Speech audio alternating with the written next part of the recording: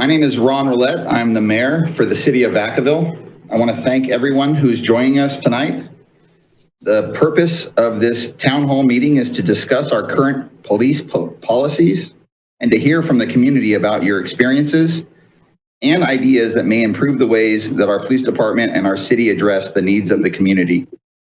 I look forward to hearing from the community tonight, and I hope that this will be a great dialogue to address the elements of inequality that you may feel that are present in this community. On behalf of myself and the entire city council, I want to thank everyone for participating in tonight's town hall meeting. And I will be starting off by introducing our chief, John Carley. Chief John Carley started his career in policing with Vacaville in 1989. With 31 years of experience, he is recognized as a progressive and an innovative leader in law enforcement. Carley's most relevant work focuses on the best practices of policing, community engagement, officer safety, and wellness. Chief Carley is nationally recognized authority in regards to use of force and de-escalation of policing, particularly addressing public trust and police legitimacy. More recently, Vacaville received the National Law Enforcement Memorial Destination Zero General Officer Safety Award in 2020. Chief Carley has been an executive fellow of the National Police Foundation, focusing on continuous improvement within the policing profession throughout his career. John holds a master's degree in science degree with strategic leadership and continues to develop solutions for hiring and learning systems of law enforcement nationwide. He has dedicated his time and efforts to improve the professionalism and implement meaningful change. And with that, John Carley, would you start us off for tonight? Yes, thank you, Mayor. I really appreciate you taking the time to introduce this town hall meeting. It's important that everyone knows that's on the line who's going to be either speaking or moderating. And I wanted to begin by introducing Gloria Diaz. She is our clinical services administrator here in the Vacaville Police Department. Gloria let me just start with this. She has over 30 years of experience in counseling, community outreach, advocacy, and program development. 26 of those years have been with law enforcement, specifically in the prevention of juvenile delinquency and family violence advocacy. Her current assignment includes supervision of the clinical services component of the Department Youth Services section and the Family Investigative Response Services team, otherwise known as FIRST. She is a licensed clinical social worker and has a PPSC in school social work. Her bachelor's degree is from the University of California, Davis, and her master's degree in social work from California State University. So I wanted to just let the audience know that some of the questions that will be answered tonight will come from Gloria. And our facilitator moderator behind the scenes, so if you hear her name being called, Crystal Welty is also a staff member in the city manager's office. And I know there's going to be a lot of discussions. There's questions that came in advance. Also, the callers that will come in, we will try to get to you in a balance between those who submitted emails in advance of tonight's town hall meeting. But I also wanted to just share a few thoughts. And first of all, why are we here? And there's been a lot going on in policing in America, and the same things that people are discussing nationally, they're discussing locally. And we've seen them come up as questions during city council meetings. There's been several discussions on social media. There's no shortage of conversations over this national narrative. Whatever happens nationally, unfortunately, happens locally. But I think it's important for people to know that what happens locally has a local influence with local policy, funding for programs that really focus on what a community should look like and what this community of Vacaville is like. And I hope that tonight affords people the time to answer questions and to have dialogue. We'll get through this. This is one of those, it's always more personal and you can sit down in a town hall forum where it's face to face. But I think by now everyone's gotten a little comfortable with Zoom, so we're going to do this over Zoom. With that, what I wanted to do is also just explain a few things. I know that there will be those who want to speak up and share their support. That's great. This is not a Brown Act meeting. This is a time for us to have dialogue. And so the hope is that you came with meaningful questions and that we can answer them, and that this isn't somehow an opportunity for those to just say what they want to say and not necessarily understand what goes on locally. So with that, I just want everyone to know that there are some ground rules, and that is if you want to ask a question, ask a question. If there's some insight, that's fine. But if we get into hypothetical questions, or if there are concerns or there's complaints, we do have a process for that. And I would caution anyone wanting to go down that road. It's not a useful purpose of this evening to do that. What we really want to do is focus on your questions and help you understand not only the issues that you raise, but also what we do here in the Vacaville Police Department. So with that, what I'd like to do is, Crystal, I'd like to start with, at least from the collection of the questions, and then if you also want to explain within the Zoom participants that there is a question and answer section within this that can begin to queue questions from those who might be on the line and could also enter questions within the Zoom program. Is there anything that you can explain on that? Absolutely. So this evening we have about 120 and growing attendees on the line. We have 3 hands already up, so I know that a handful of folks have come, 4 hands already up, people who have come with questions prepared. And I wanted to let you know there is a question and answer that allows you to go ahead and, as an attendee, type in a question. You can see the questions that other people have posed. You can go ahead and upvote them if you have the same question. And that will allow us, as we're going through this evening, reviewing both the questions that were posed in advance and the ones that are presented in real time verbally. People also can pose questions through the question and answer. And hopefully there will be some consensus among question and answer questions and allow us to kind of address the things that are most pressing and most relevant to folks as they're attending. Are there other things that I should go over? I think that's good enough for right now. And I too can begin to see the questions pop up. So we have emails, we have callers, and we also have these questions that are typed in. And so what I would like to do is go ahead and get started, and we'll try to balance between them all, because the questions that pop up are a lot easier than people waiting on the line.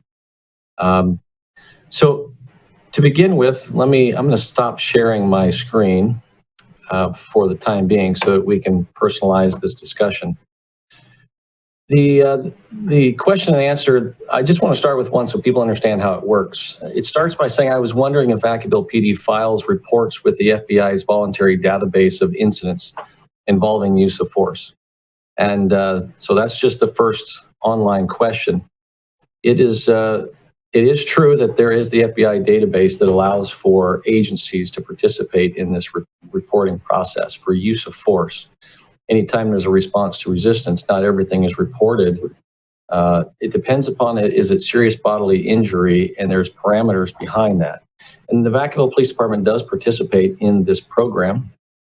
I suspect that it won't be long before it will be a requirement. Currently, it is a voluntary program, and somewhere between 40 and 50% of all agencies nationwide do participate. And if it is legislated as a mandate, then that will be something that everyone else will. But as far as Vacaville goes, we've been doing that for several years, believing that that's the most transparent way of sharing the data that's being asked. And that's something that Vacaville is very concerned about, is making sure that people understand what we're doing and how any type of reporting that's done helps to answer those questions as best as it can. I think it's also important in answering that question that there's also the state database that's required, and that's been in effect for a little while, just a couple of years, and we participate in that as well. And there'll be more on that later on, but I just wanted to start with that so that there is an understanding on how this question and answer system works. But with that, I'd like to do is jump backwards and start with a question or two that came in earlier because that was the request by email.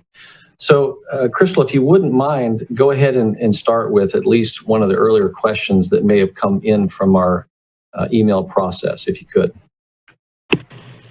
Absolutely. So one of the questions that we got in advance was, what is the City of Vacaville and the Vacaville Police Department doing to make sure our Black residents and residents of color in Vacaville feel safe in this current moment of nationwide police brutality?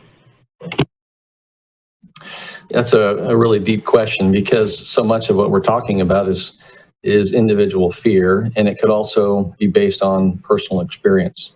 And while I'll never be able to understand how a particular person has had an experience in their life, I do know that the expectation of policing is that you would expect that everyone be treated with respect and dignity.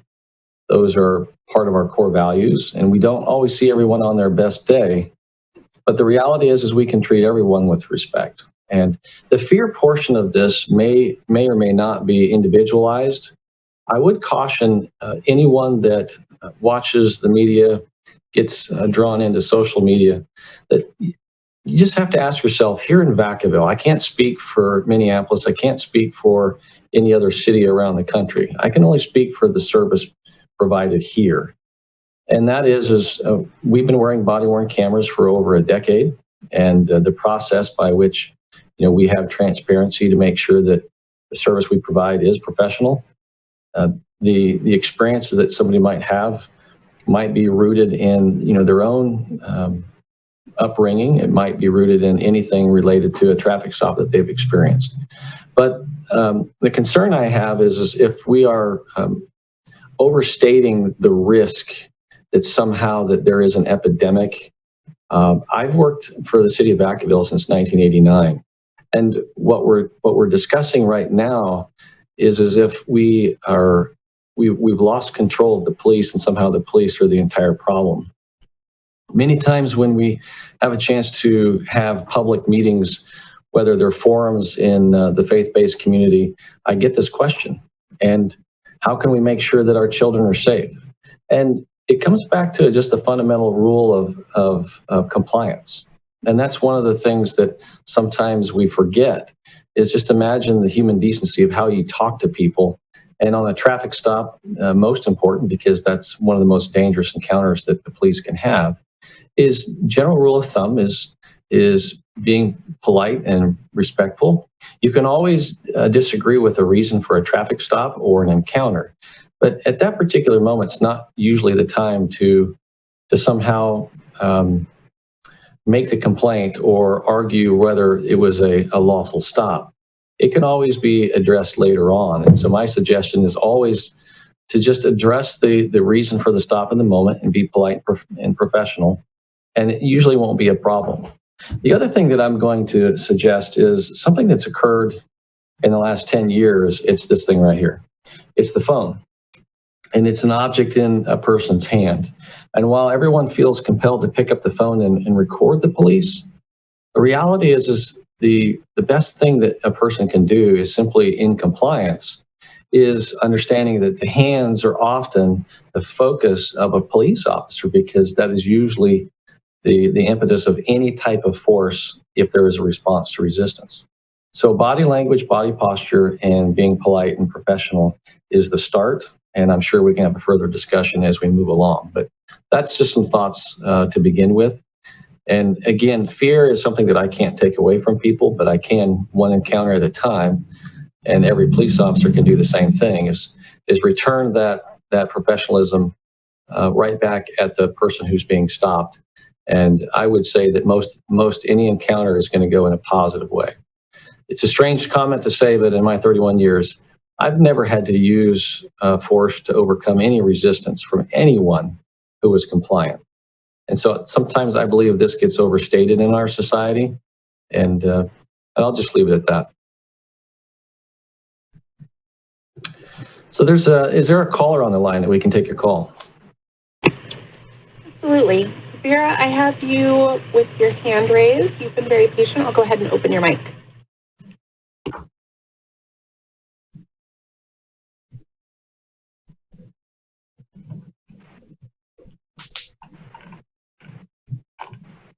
Well, while we're waiting for somebody to join us, I'm going to go ahead and answer another question. There's a question here that says, how do you justify an over 7% budget increase while the actual services and programs that prevent crime in the first place, mental health services, education, and housing? Wow, this is moving around. Hold on a second. In addition, how do you justify a combined annual salary of $3.3 million for just 10 members of your department, yourself included? There's a lot of budget questions that sometimes come in, and this is not really the budget session. I simply can tell you that there's a lot of costs associated with different department divisions, and sometimes these divisions not only include salary and benefits of employees, but a budget that is part of that for all the incidentals, the overhead costs, direct and indirect budgeting, and that's a pretty comprehensive discussion. I will tell you what is important as far as budget is the City Council has a vigorous process each year that not only looks at an overall roll-up budget, but a program-based budget. And I alluded to this during the budget discussion and suggested that youth services and family services together combined for a little over $6 million in expenses to cover all the special services. But with that, it's an expanded outline as far as what the deliverables would be and why those prevention services are important. So it's pretty comprehensive, but I know that's not going to answer a question because we could probably talk an hour on budget. But sometimes the increases are because year over year there is restructuring or there might be addition of people, and it may not necessarily reflect on face value that you see a large jump in actual cost within the budget. So with that, did we get the caller back on the line? I am. I'm All here. Right. Okay. Well, I was using some of that time, so it's going to be a long evening. How are you tonight? Oh, I'm doing very well. How are you? I'm good. How can I help you? What's your question? Well, I listened to what you said, and you said you can't speak for Minnesota and what's going on there, but it seems to be, it's not seems to be, there is a culture among police officers to be not as lenient or flexible with the Black and brown residents. It's all, we've had our own experiences. And so how can you say that that's not our experience when we're living it every day? How do you say that? And how do you, it seems that police have a code, and it's a code aimed to monopolize and to treat the Black and brown people differently, and we suffer for it. So how can you speak as if none of this goes on?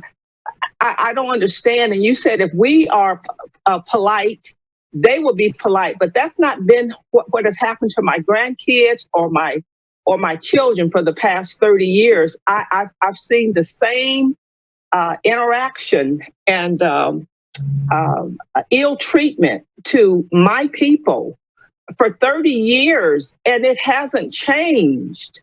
So it's not rosy like you paint it. It's not that way. We wouldn't be talking and protesting if it was. We're just not out here protesting just to protest. We are telling you, and even there has been a lot of non-Black people joining the force. We're all seeing it. You see it on the corners. You hear about it. This is going on, and you can't close your eyes to it. So here? So let me just speak to what you're saying. I hope that you don't misunderstand what I say. I can't speak on behalf of what goes on within the Minneapolis Police Department. I've never set foot in there, so I don't know. It's very true that, and let me just start because I've said this before, and it's so true. There is nothing about what occurred to George Floyd that remotely is less than anything but disgusting. And I think that you're going to find law enforcement in general, because if we can say that the vast majority, there's no number to put to this, but the vast majority of all police officers that swear an oath to uphold the law and to protect the rights of all people, that would look at that and not say that's disgusting. They have no right to be in the law enforcement profession. So I just don't want you to misunderstand me when I say that. What I can't do is I can't step in because I don't run that department. I don't understand the policies of that department. I don't understand Minnesota standards and training. I don't understand their laws because California is different. Now, California I can speak to, but I don't even pretend to at all think that there isn't a ways to go when it comes to policing. We've come a long way in policing in my 31-year career, and there's a long way to go. And I will concede that in the profession, that anytime that there is a treatment or a mistreatment of a person, it doesn't matter what race or gender, it just doesn't matter. It's not acceptable. And we have to continue to improve in that area. That is what I focus on, not only here in the department, but also across the state and the nation as far as what is a best practice. So, I mean, I just hope that you don't mistake my statement somehow is that I condone it or that behavior like that I can't speak to. I can easily speak to behavior that's bad when you see it. And I don't believe that there's anyone in this country that could look and see what happened to George Floyd and have anything less than disgust for that. It's appalling. It's unacceptable. There's no excuse. And I'm sure that whatever occurs in Minneapolis and whatever federal oversight review for those policies or those officers, they're going to look into it the same way that I would here. The focus of tonight, though, also helps us understand, well, what do we do here? So that there is contrast to understand what you get here in Vacaville, at least as a city and as a community, and to be able to answer those questions. You know, let me just go a little further with this. If you think that, and I'll make this statement, and it's a bit provocative, but I say this often. There has never been a time where policing in America has been more professional than today, at all. That said, there's nothing about what happened to George Floyd that could ever happen again. It should never happen. And the fact that it does expresses to me and everyone else that there is work to be done. There's no doubt about it. But we have evolved as a nation and we have evolved as a profession to where we're at today that I can honestly tell you that I'm very proud of the work that we're doing, but that's never good enough. We always should be focusing on how do we get even better. So that's pretty much all I can say to that right now. There are things that I've said in my career. There's states out there that do not have the expectation that a police officer goes through a police academy before they even go out on the street. It's unacceptable that there are states in this country that still do that. That's not California, though. And so those are some comments that have been made that I've had as we're trying to look at best practices moving forward. But what I'd like to do is be able to at least address the things we're doing here in Vacaville that are best practices. So with that, let's go ahead to the next caller. Ryan, I have your hand up. I'll go ahead and unmute your mic.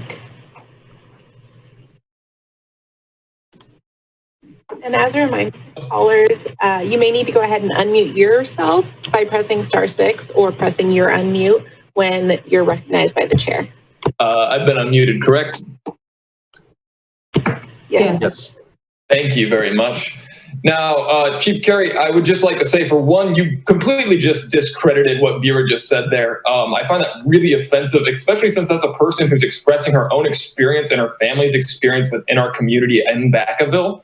You kind of just sidestepped that and just said, well, that just doesn't happen here. That just doesn't happen here. But that does happen here. And it happens here in Vacaville and it happens here in California. Okay? We had a person shot in Vallejo, Sean Monterosa.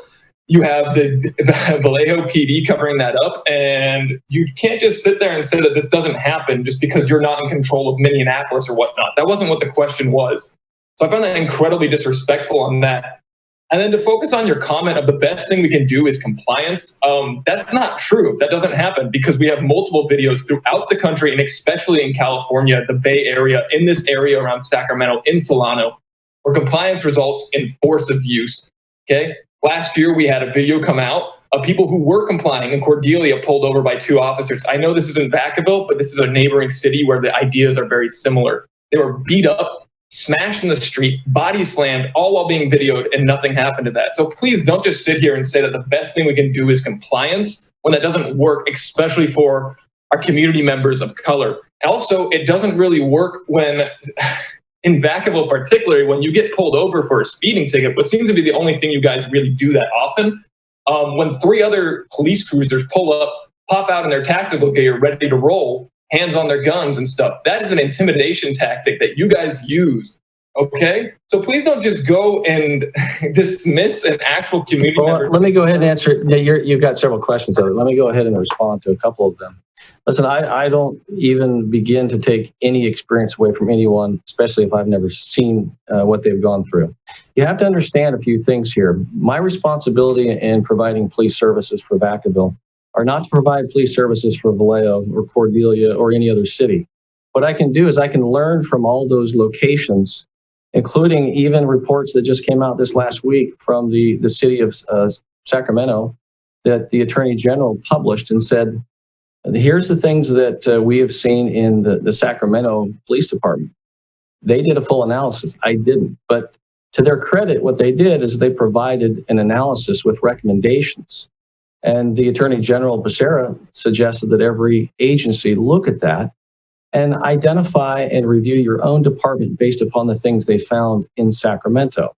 So those are opportunities as leaders in law enforcement for us to take those step by step and take a critical look at our own agency and say, how are we doing in this area?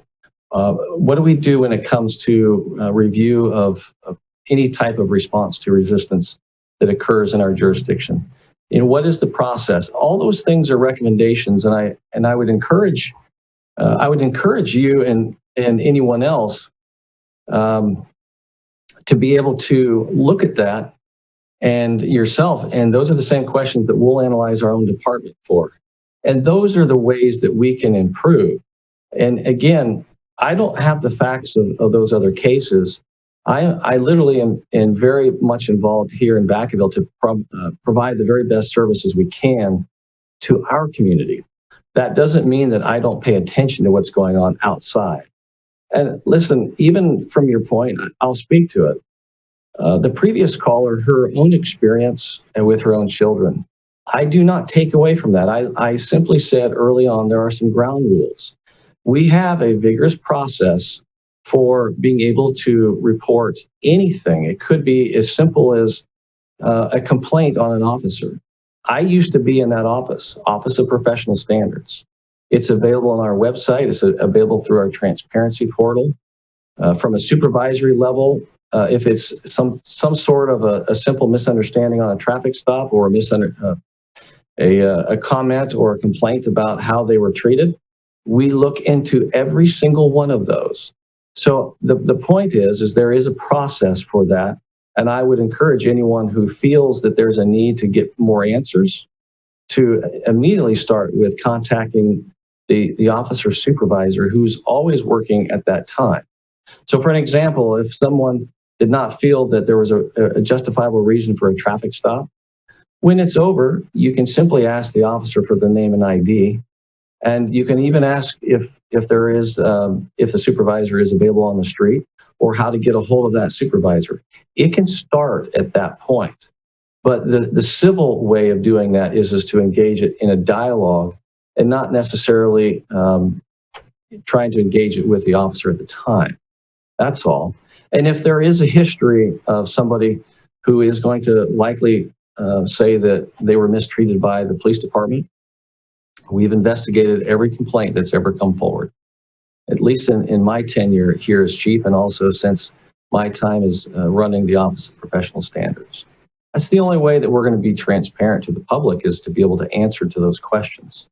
And I understand that they may not completely satisfy what you're looking for, I'm just telling you that the police department operates like a business. And so there are processes in place to do that. And it's important that everyone who's listening know that those processes have been in place for some time.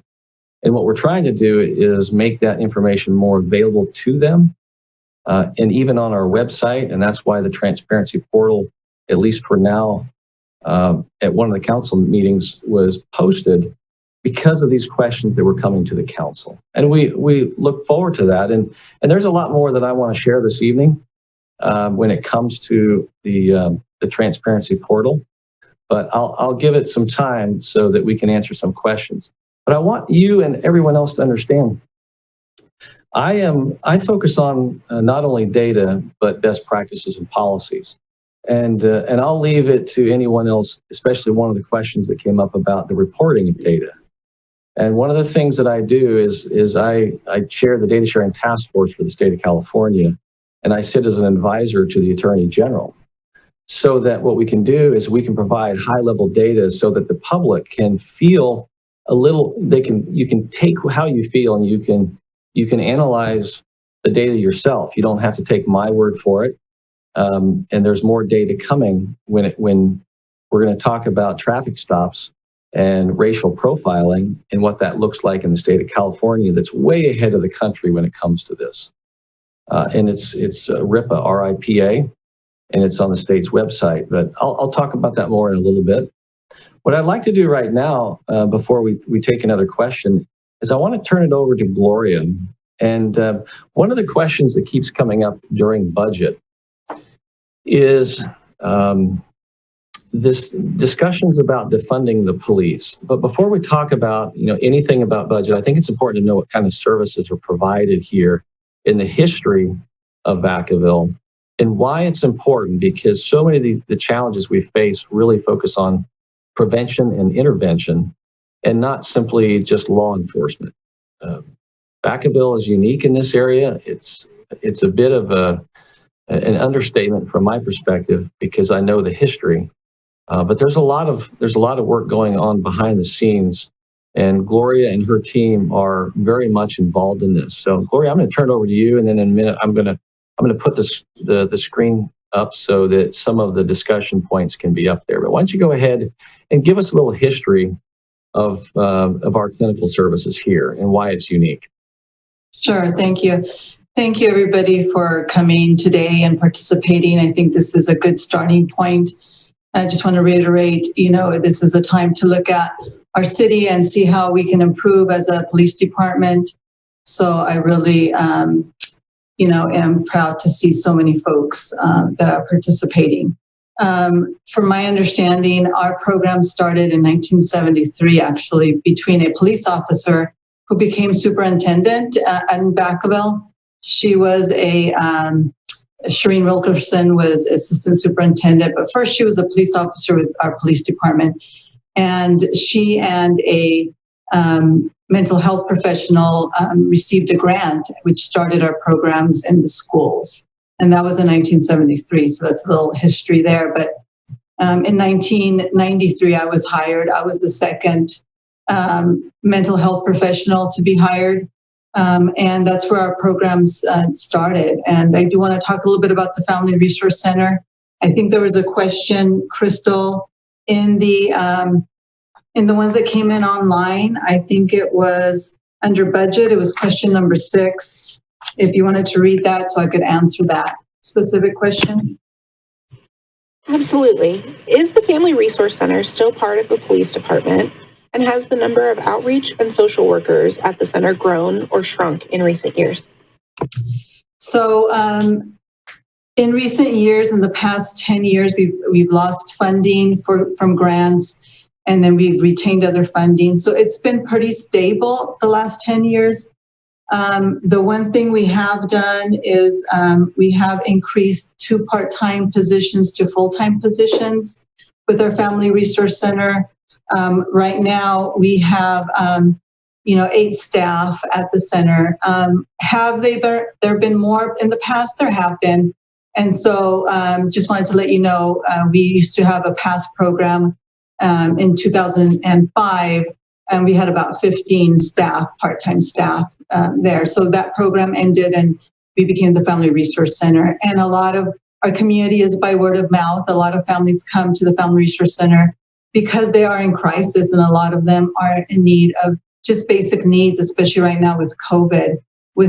Since March until June 30th, we've expended $28,000 in providing families in crisis because of COVID basic needs. And we do this throughout the year, not just from COVID, but the 28,000 were from COVID.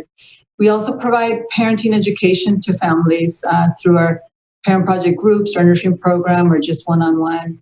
And then we have a diaper and for low-income families, diaper and free services there. So really our role for the Family Resource Center is to provide families in crisis some support. And that's basically what we're here to do. We do also provide information and referral for other families in general. We see about 1,200 families a year. It's a lot of them are information and referral. 500 of those are usually the ones we case manage with different resources and referrals.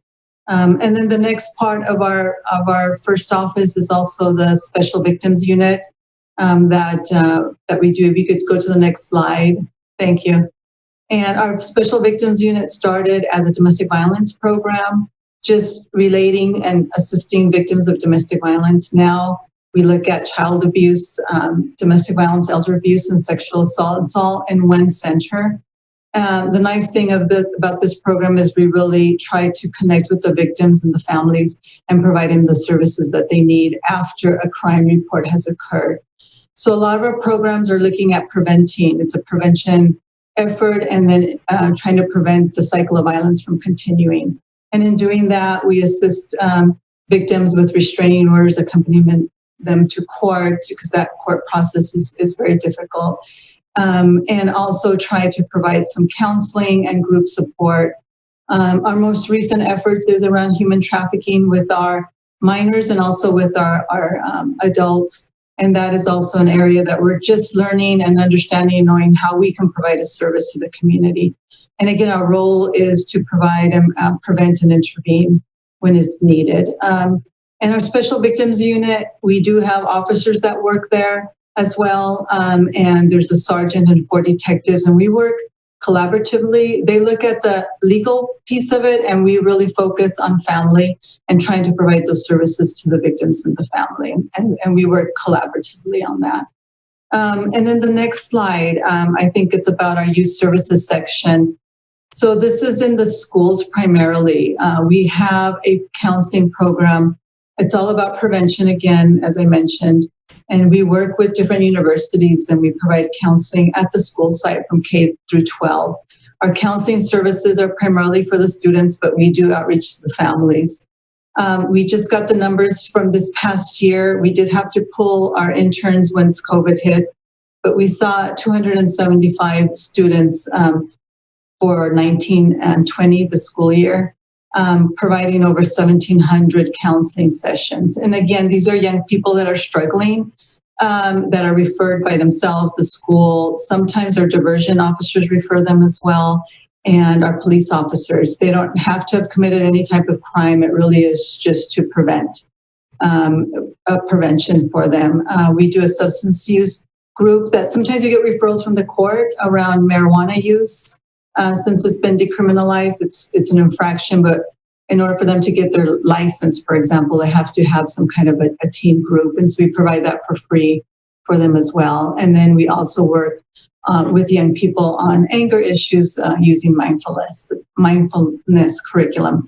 Our next program is a diversion program. These are first-time offenders that instead of going to the county probation department, they're asked if they want to participate in our diversion program. It is voluntary. So if they opt not to, then that's fine. We'll refer them to probation. But what it does is it allows us to provide them some services. They participate with a school resource officer, one of our mental health professionals, and we provide them with an assessment and also a contract for their diversion. And that diversion contract really is about providing them some services. So they could be referred to counseling and all of our other programs. I believe last year we were able to have 56 young people participate in the program that were diverted from the formal probation department. We also have a gang intervention a staff member who provides education in the community around gangs locally and one-on-one with families if need be, where she can explain to them the signs and symptoms of gang signs and also provide some resources for them. She also coordinates the prison outreach program, which goes into the prison and takes youth there to talk to past gang members and prisoners about what got them there. It's not like Scared Straight. We do have the parents attend as well, which I think is really important to also understand and understand more of that lifestyle and what they can do to help their child. And then finally, we have a large youth development piece of our youth services. If you could go to the next slide real quickly. Our youth development programs, the Police Activities League, we just started to do this program within the police department. And it really is trying to give youth assets that can help them when they're struggling.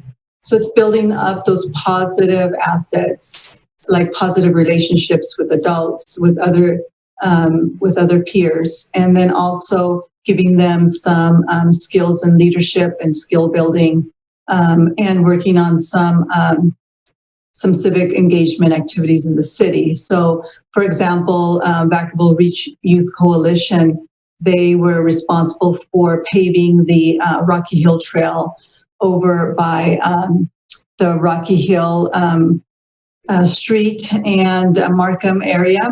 And so that started from the youth saying, hey, we need this in our community. And so we supported them in doing that. Right now, we're doing Summer at City Hall internship with 20 youth in our community. We're doing it virtually, unfortunately, because of COVID.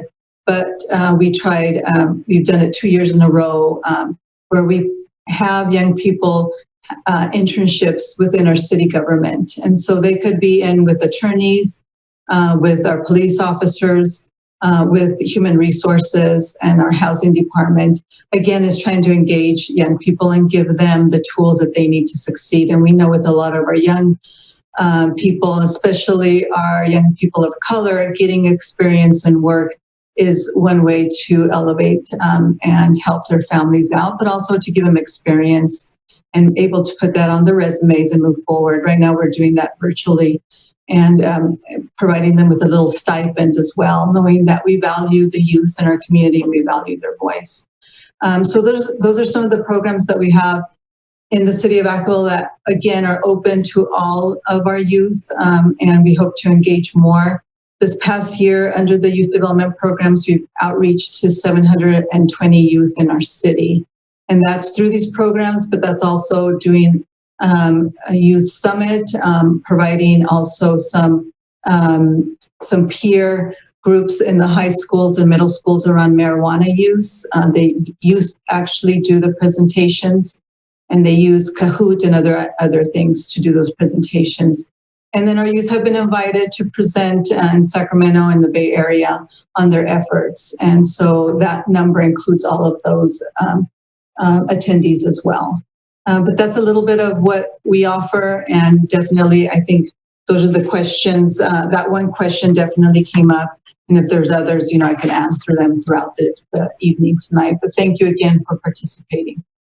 And Gloria, I want to go ahead and throw a question our way, your way and mine. I think you'll appreciate this one. A little bit out of order, but it's in line. This question, I think says, I don't think it's appropriate to defer budget questions in this discussion. I'm not trying to defer them. What I'm trying to do is collate them into the topical conversations.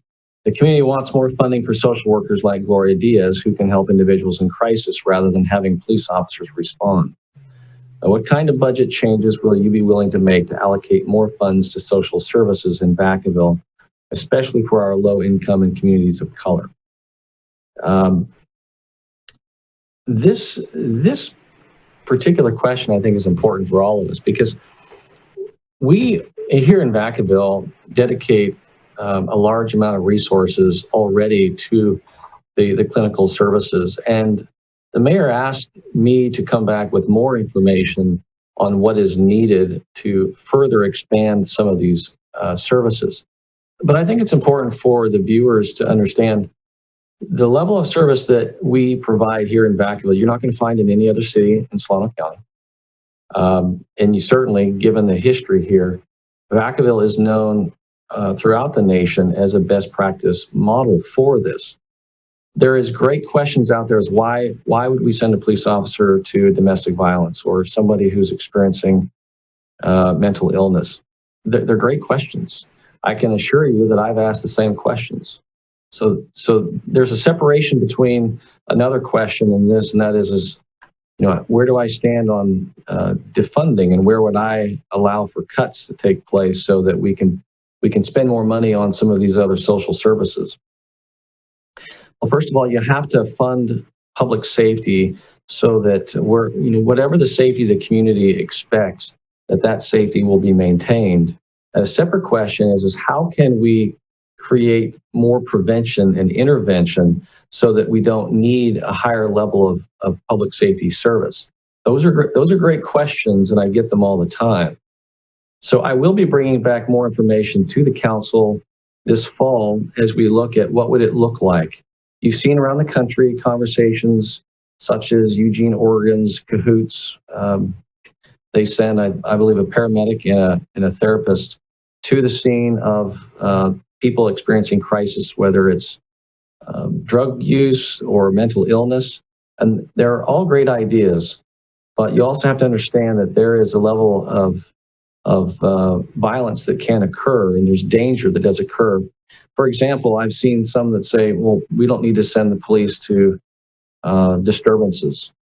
Well, 32% of all injuries to law enforcement occur during disturbances.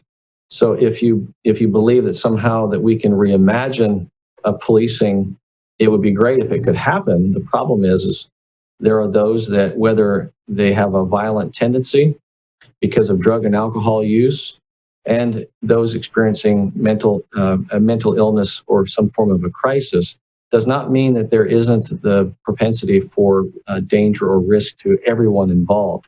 Those are areas where we continue to expand our ability to de-escalate, and there's a lot of training surrounding de-escalation and crisis communication. But there will be more coming within our budget discussions to the council on what that looks like. And I'll give you an example. I've posed this to the legislature and those that represent this area. What would it look like if the police did not show up to a call where a person is experiencing a mental health crisis, a mental illness breakdown, somebody who's paranoid, schizophrenic, and unfortunately unable to care for themselves? Well, in a perfect world, there would be systems that would be based on prevention and intervention. I'd never thought in my 31 years that I would have to spend so much time in this area. But shortly after I started my career, within the first 6 months, I realized that my career would be full of trying to intervene with those experiencing some form of whether it's suicidal ideations or mental illness. And it's unfortunate, and so many of those do lead to force being used against those who are experiencing a crisis. And I wish that weren't the case. But as long as there isn't adequate services to provide for prevention, so that it doesn't turn into something that can have a terrible outcome, we will see more of those. And so I've been in discussion here in Solano County, and Solano County is currently working on mobile crisis. They have recently put this out to an RFP for bid to be able to provide these services so that law enforcement can have this co-response. We've been asking for this for many years as chiefs, and thankfully we're working towards this goal right now. I wish we had it 10 years ago, but I don't make those decisions. But we certainly have been speaking up here locally on how do we, in the meantime, provide opportunities where we can engage our community that might be experiencing a mental health crisis. And we can use de-escalation techniques and tactics from our training, again, when feasible.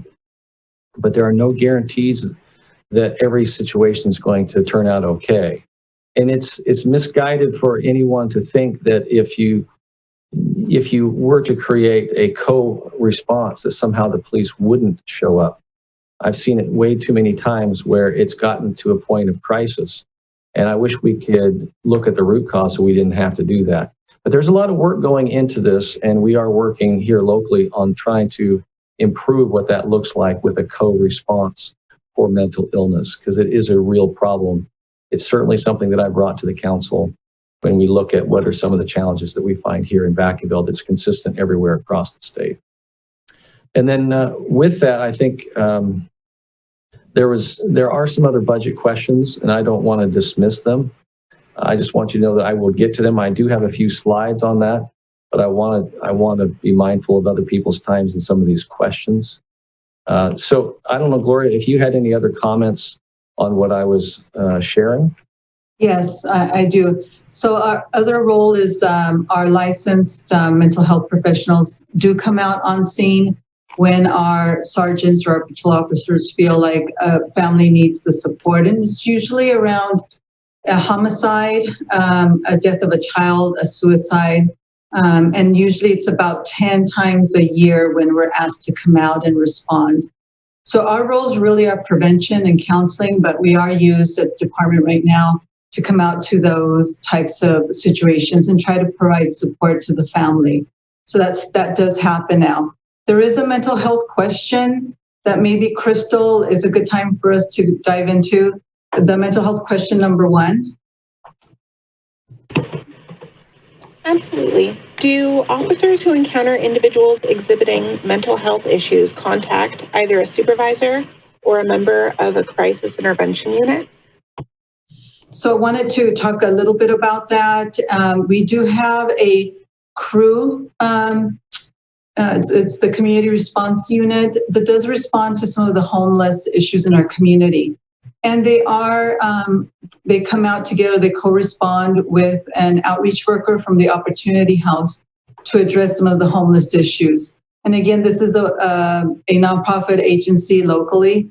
And so that's happening on that end of it. They also connect with the county, and they work with the current liaison mental health professional, Freddie Ford Jr. from the county, that come out and they assess homeless folks that are having a psychosis, and that's through Laura's Law.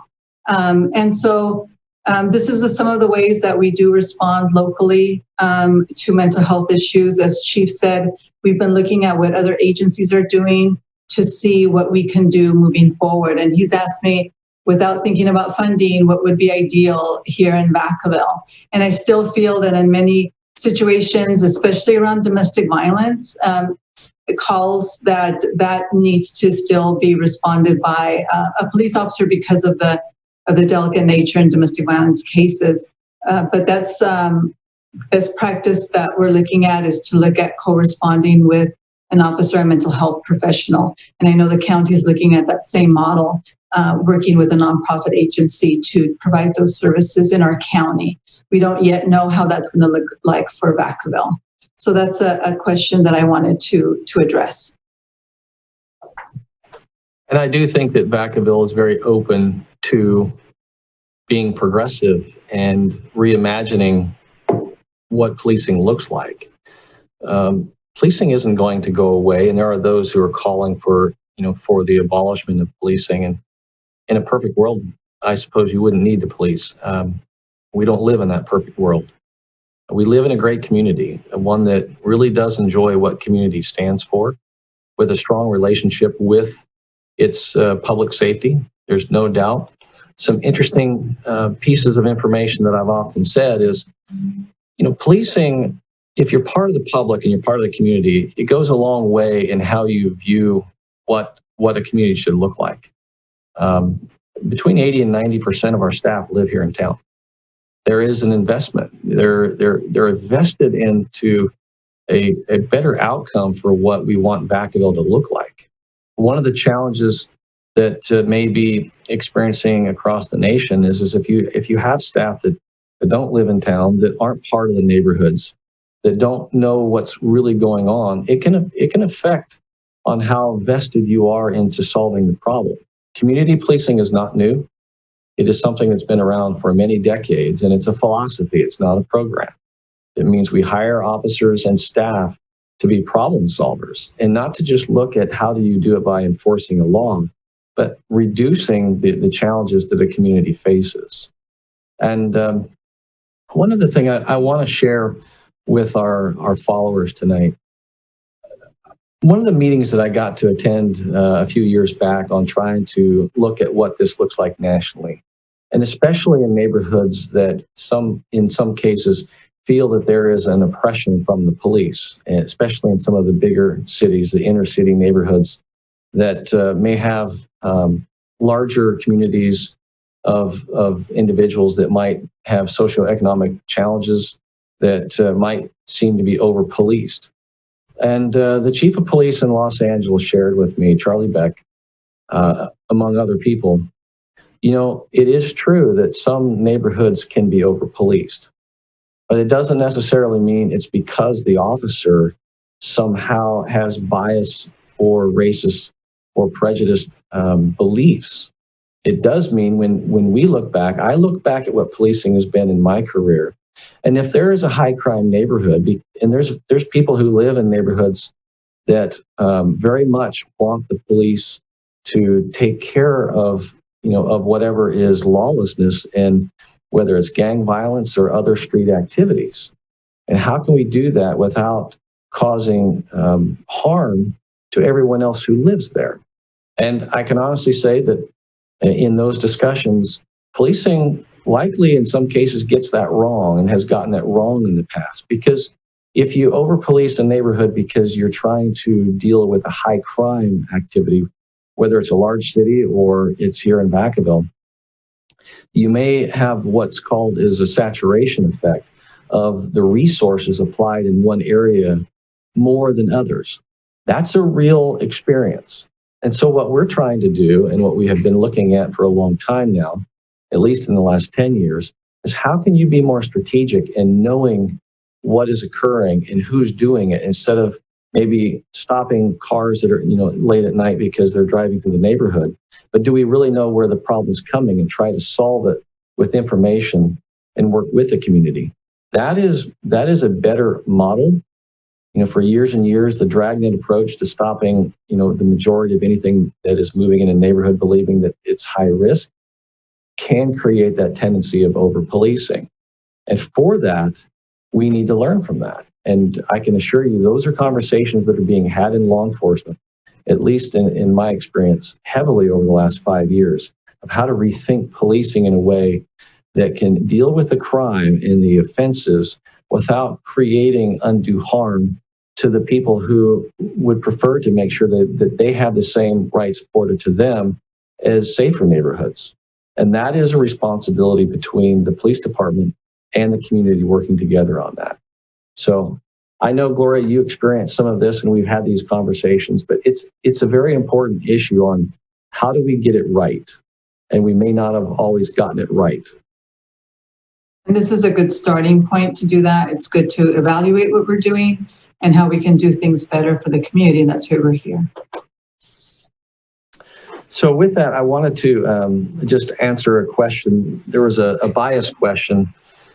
Crystal, if you want to ask I think it's the first question under bias. There's some grouping of questions and we're trying to get to them. So if you could share that. In order to be truly not racist, one must actively be anti-racist. So my question is this: what is the city of Vacaville doing to practice anti-racism and ensure the Vacaville Police Department is actively practicing anti-racism in all they do, especially with our vulnerable Black residents?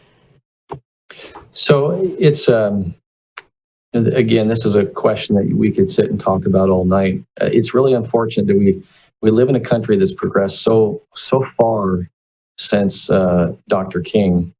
And yet, at the same time, it's as if we're still dealing with these issues of racial disparity. In the police department and in law enforcement here in California, I'll speak to that and I'll also speak to the department itself. first and foremost, one of the things that has been reimagined, if we are reimagining policing and or reforming it, how do we hire people? And many questions often come up.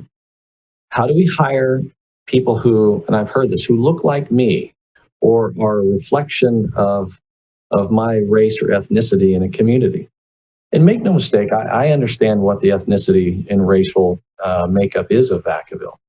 And it is around 8% Black, and it is, from an ethnicity, 20 to 21% Hispanic. And then a variety of, Vacaville is a bit of a melting pot because of our location in the Bay Area.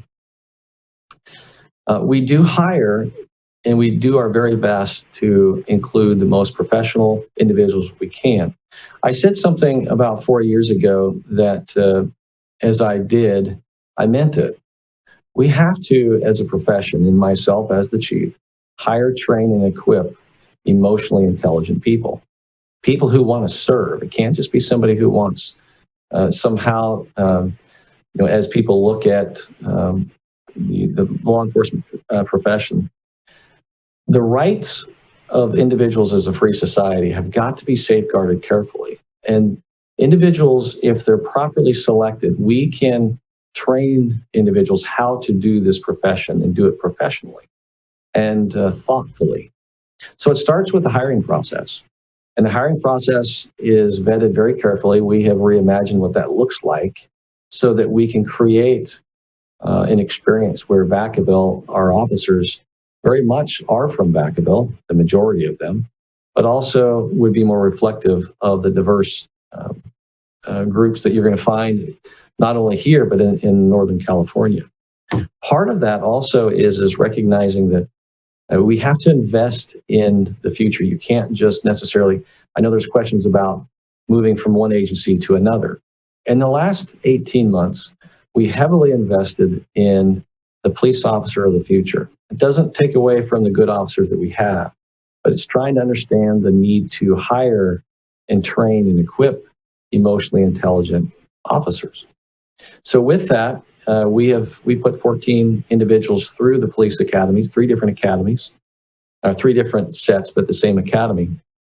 We also invested in pre-training, and at the end of their training, we invested in-house training, focusing on all the issues that we're dealing with today, including de-escalation, crisis intervention, racial bias training.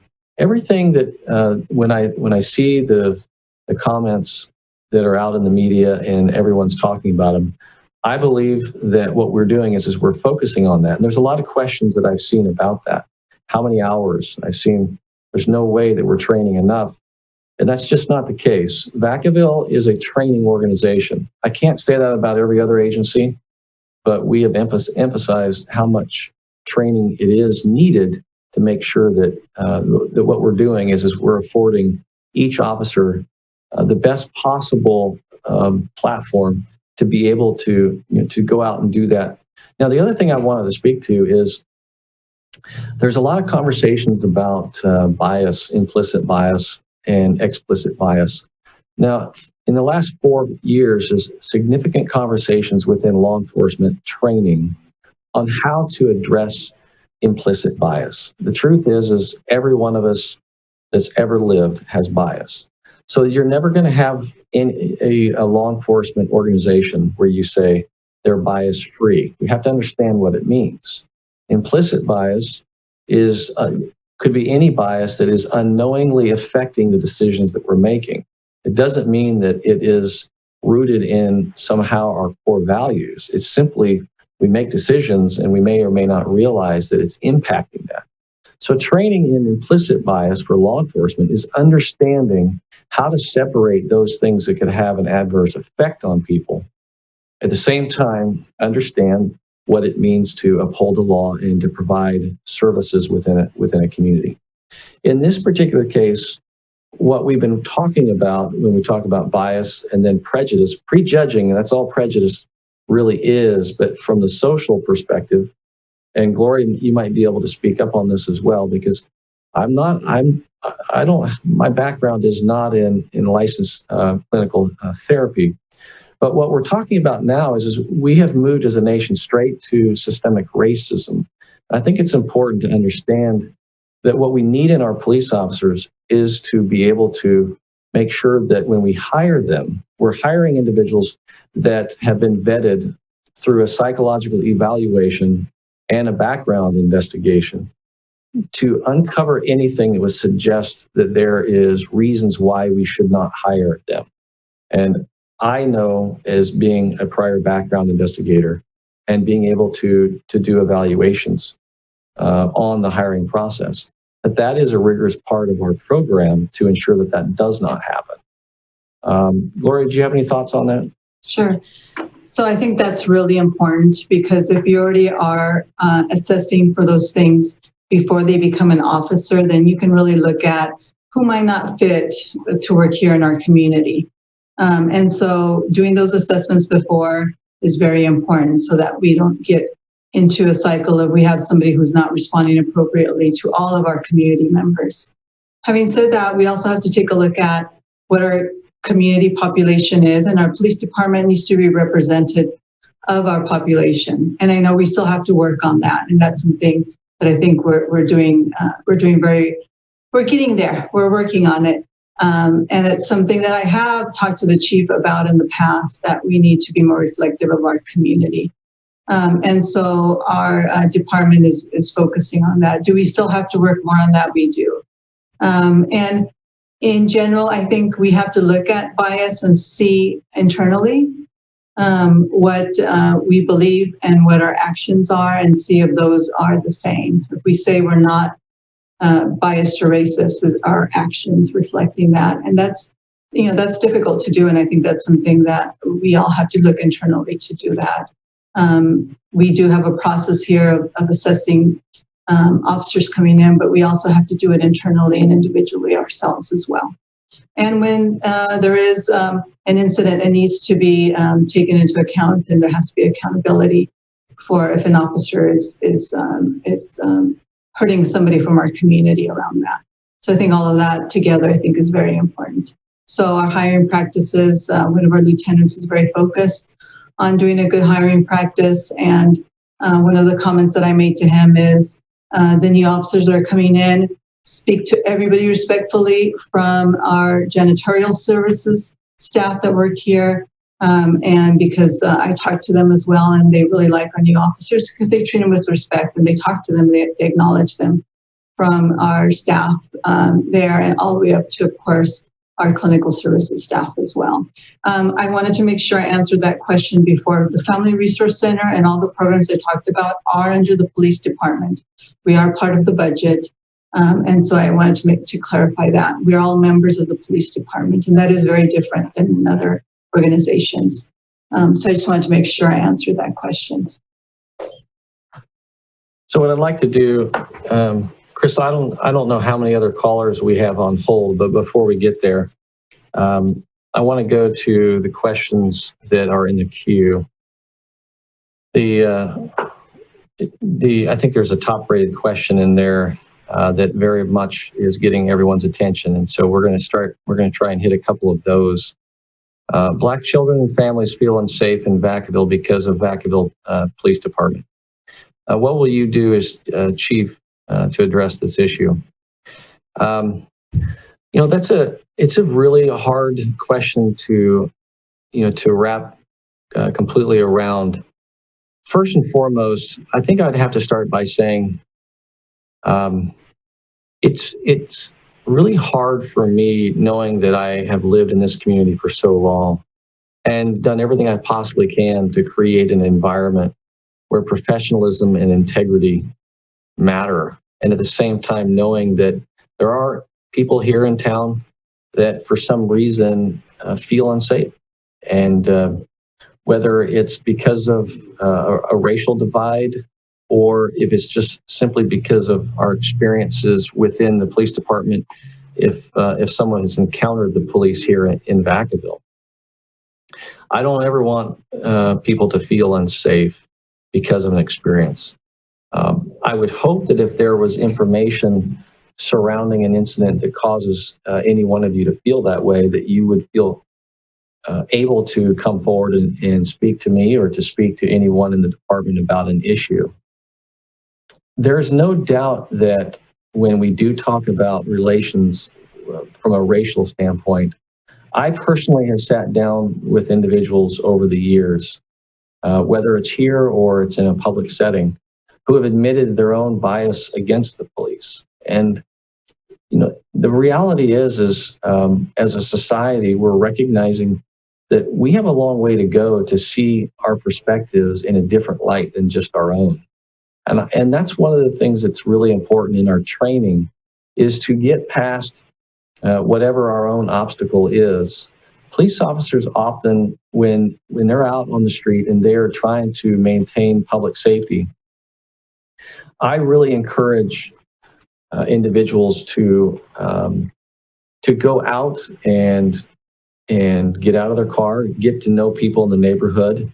And that's what community policing is the more we know each other, the less likely that we're going to somehow have an us-them environment, and it's more of a we. And I see it every day, but that doesn't mean that the things that I don't see. I would like to believe that bias and race is not a motivating factor in Vacaville, but I also know that for those who may or may not be part of a public safety family and may have their own beliefs, however they were raised, or however you have experienced law enforcement in the past, whether it was here or somewhere else, I can't take that away. But fear is a real thing, and there's nothing that I can say right now that's going to take that fear away. But I did learn something over the years, especially with one encounter where I was able to sit down with someone who really opened up to me about their bias and how they felt. And I recognized that it starts with one thing. It's a conversation. It's a relationship. It could be anywhere from being out in the public in a storefront, or getting a cup of coffee and just being friendly and open and engaging. And so there's things that we'll do sometimes that may sound cheesy to some, like coffee with a cop, but it's a different environment to just sit down with someone and have a conversation. I can assure you from my own life experience, when I'm not wearing this uniform and I'm out on the street and I'm in, the hardware store or seeing people, I really do appreciate just being part of the community, although sometimes it's hard just because, everyone knows everyone in town. But for those who would say, Chief, you don't understand. You don't know my life experience. I acknowledge I don't. I can tell you that I do empathize. I empathize with anyone that feels that they can't come forward or they feel in fear of the police. And again, the story that I'm reflecting on was someone who said, I'm afraid of the police. And even said, I'm afraid of you.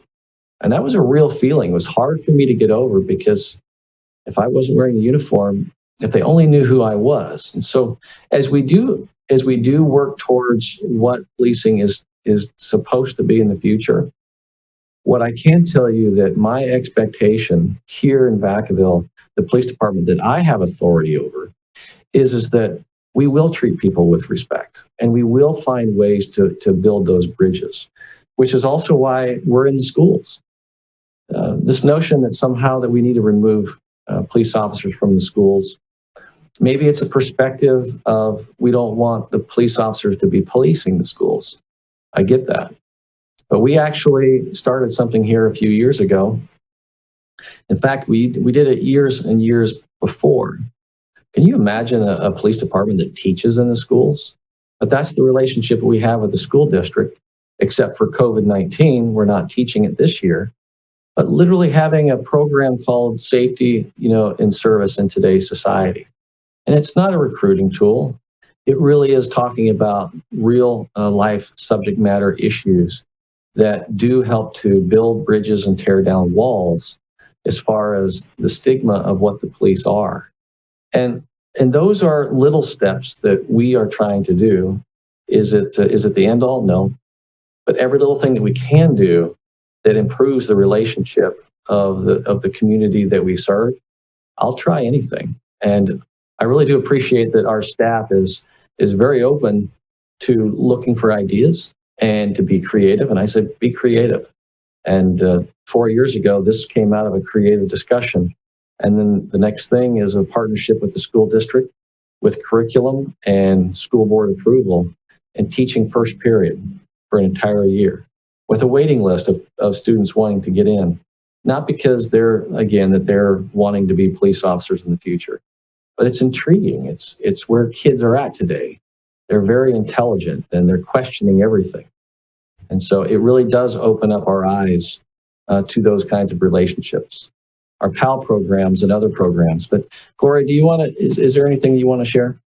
Yes, also a reminder, yes, we do have PAL. We try to connect officers with children and youth in the community. So for example, we've done field trips where the officers can take young people out snowing for the first time for many of the young people. And that's an opportunity, again, to just interact with each other on a more personal level. We also do shop with a cop every December. Last year, we had over 50 young people. And this is a collaboration between Target and our Vacaville board, PAL board. And they're able to provide young people $100 to shop for their family, and they help, and the officers help with that shopping. And again, it's just to engage and to kind of make connections and positive connections. The other thing is coffee with the cop. I know we can't do that right now, but we have in the past, and I really, that's just for the city of Vacaville. So whenever you see that happening, please make that opportunity to connect with our officers. It's coffee with a cop, and it's usually done around town, Starbucks and different places. So those are other opportunities to interact. Definitely the city council and any meetings that come up, your engagement is really important. And tonight, that's an example of the engagement process as well. And there was another question, Crystal, that was on the safety in force. It goes along with this, and I'll just read it. It's number 2. How will you guarantee that my Black children and other Black children will feel safe around law enforcement? Again, interestingly enough, I'm a parent and a grandparent, and I can't tell you how many times I've been walking in uniform only to have a parent, for whatever reason, look to us and say, to their children, if you don't behave, I'm going to have that officer arrest you. And to me, put yourself in my shoes. It's like, why would you tell your children that? The point is, so much of what we do is trying to help people. And that might sound corny and cliche, but the reality is there's a lot of information that floats around the media and social media as if the police officers that are out there to protect everyone in our community, and I'll speak to our community, somehow are dangerous and you need to be afraid of them, which really is against everything that I see that police officers that we have here in Vacaville want to do. And so this, I don't know how to bridge that gap other than everyone needs to consider that there is going to be individual stories, but if we suspend those assumptions and start creating real, meaningful dialogue and relationship, you'll find that this notion that the police are dangerous and the police are simply something to be feared is, for law-abiding citizens and just the normal interaction, that is so foreign to me. I don't even know where to begin. That doesn't mean that people's experience doesn't necessarily have a story behind it, but in general, if you call the police department or you ask for help, I would expect that you're going to get help and the police officers are going to be very professional. And if not, I would expect, especially in today's society, that I'm likely going to hear about it. And our goal is not only to provide excellent service, but to give the service that you and I would want to get. And if that's the benchmark, then I believe that what we're going to find is the overwhelming experience that most people reflect on here is they do appreciate the service that they're getting and they do believe that we're doing well. Again, there's always going to be times when there's going to be situations where we can improve. I get that. But I absolutely, in 2020, here in Vacaville, I don't want people to live in fear of the police officer who's out on the street. or in businesses or even on a traffic stop. So, I mean, there's definitely a lot of dialogue around that, but I do want to just point to that. It's a common question. One of the biggest things that some of our community groups I've seen in questions that I've been a part of is this fear of safety. And one of the biggest things I already alluded to is having nothing in your hands. One of the things that often happens is an officer stops someone and says, "Hey, listen, please don't, just don't, whether it's a traffic stop, but put your hands on the steering wheel." Very basic. Easiest thing to do is, don't reach for anything. It doesn't matter if your license is in your glove box or your registration is there or something is in a wallet or a purse. Just don't reach for anything. The best thing that can be done is if we could engineer that traffic encounter or that engagement in a way that de-escalates. And remember, de-escalation is something that is very much now in California law. And more is going to come out later this fall and into this next year, which I think is going to help the public really understand what the police role is on how to step away from confrontational encounters. But there's an equal side to this, which is a responsibility for the public to recognize that there is a role there as well. And if both parties are doing that, both the individual and the police officer, we're less likely to have these moments of escalation.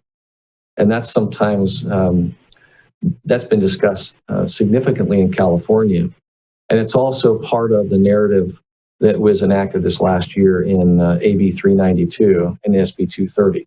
Those are the use of force bills that are now law. So the two components of that is when force can be used, and also, was it necessary? And then de-escalation when feasible. De-escalation, again, more is going to come out on the training of that. But I did want to just speak to a few things in some questions. And Crystal, you might be able to identify it, and this would satisfy the question. Historically, Vacaville has been very much involved in crisis intervention training. And Gloria, you'll be able to speak to this as well, what it is and what it is not. A police officer or anyone coming in contact with a person experiencing crisis doesn't mean that you're going to be able to successfully de-escalate everything. And that's why the law even indicates when feasible, because there's oftentimes when we're dealing with those who are on drugs or alcohol that may or may not be complying, and there's really that impairment really affects judgment. And between drugs, alcohol, mental illness, and adrenaline usually are the four major contributing factors to when an officer is responding and overcoming resistance to force or somebody who is not complying with the law. So de-escalation and the rules that are now in this new bill that's now law are going to focus on, okay, is the force that's being used to overcome resistance, was it necessary? And so you're going to see a lot more about that. But California leads the nation when it comes to this type of transformation. That you're not going to find this everywhere. You might find a few cities that do this, but the entire state of California this year is transitioning into a very modern way of looking at when force should and should not be used. But it also comes with the understanding that de-escalation is not a magic wand, and it does require the compliance. And I'll often tell people, if you come to a citizen academy to really understand the police department and everything that goes on in public service, I don't want your cooperation per se, because when you think of compliance is in the law. So let me correct it. What I really want is your cooperation, not your compliance.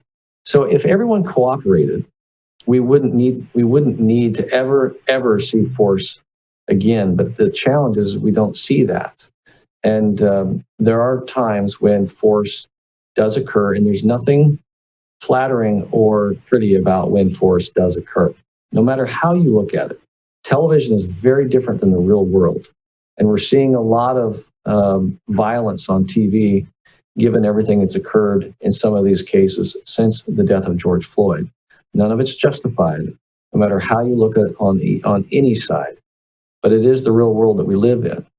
But these new laws in California really go a long way into trying to understand how can we improve as a profession. But it also comes at a cost of understanding society needs to do the same thing as well.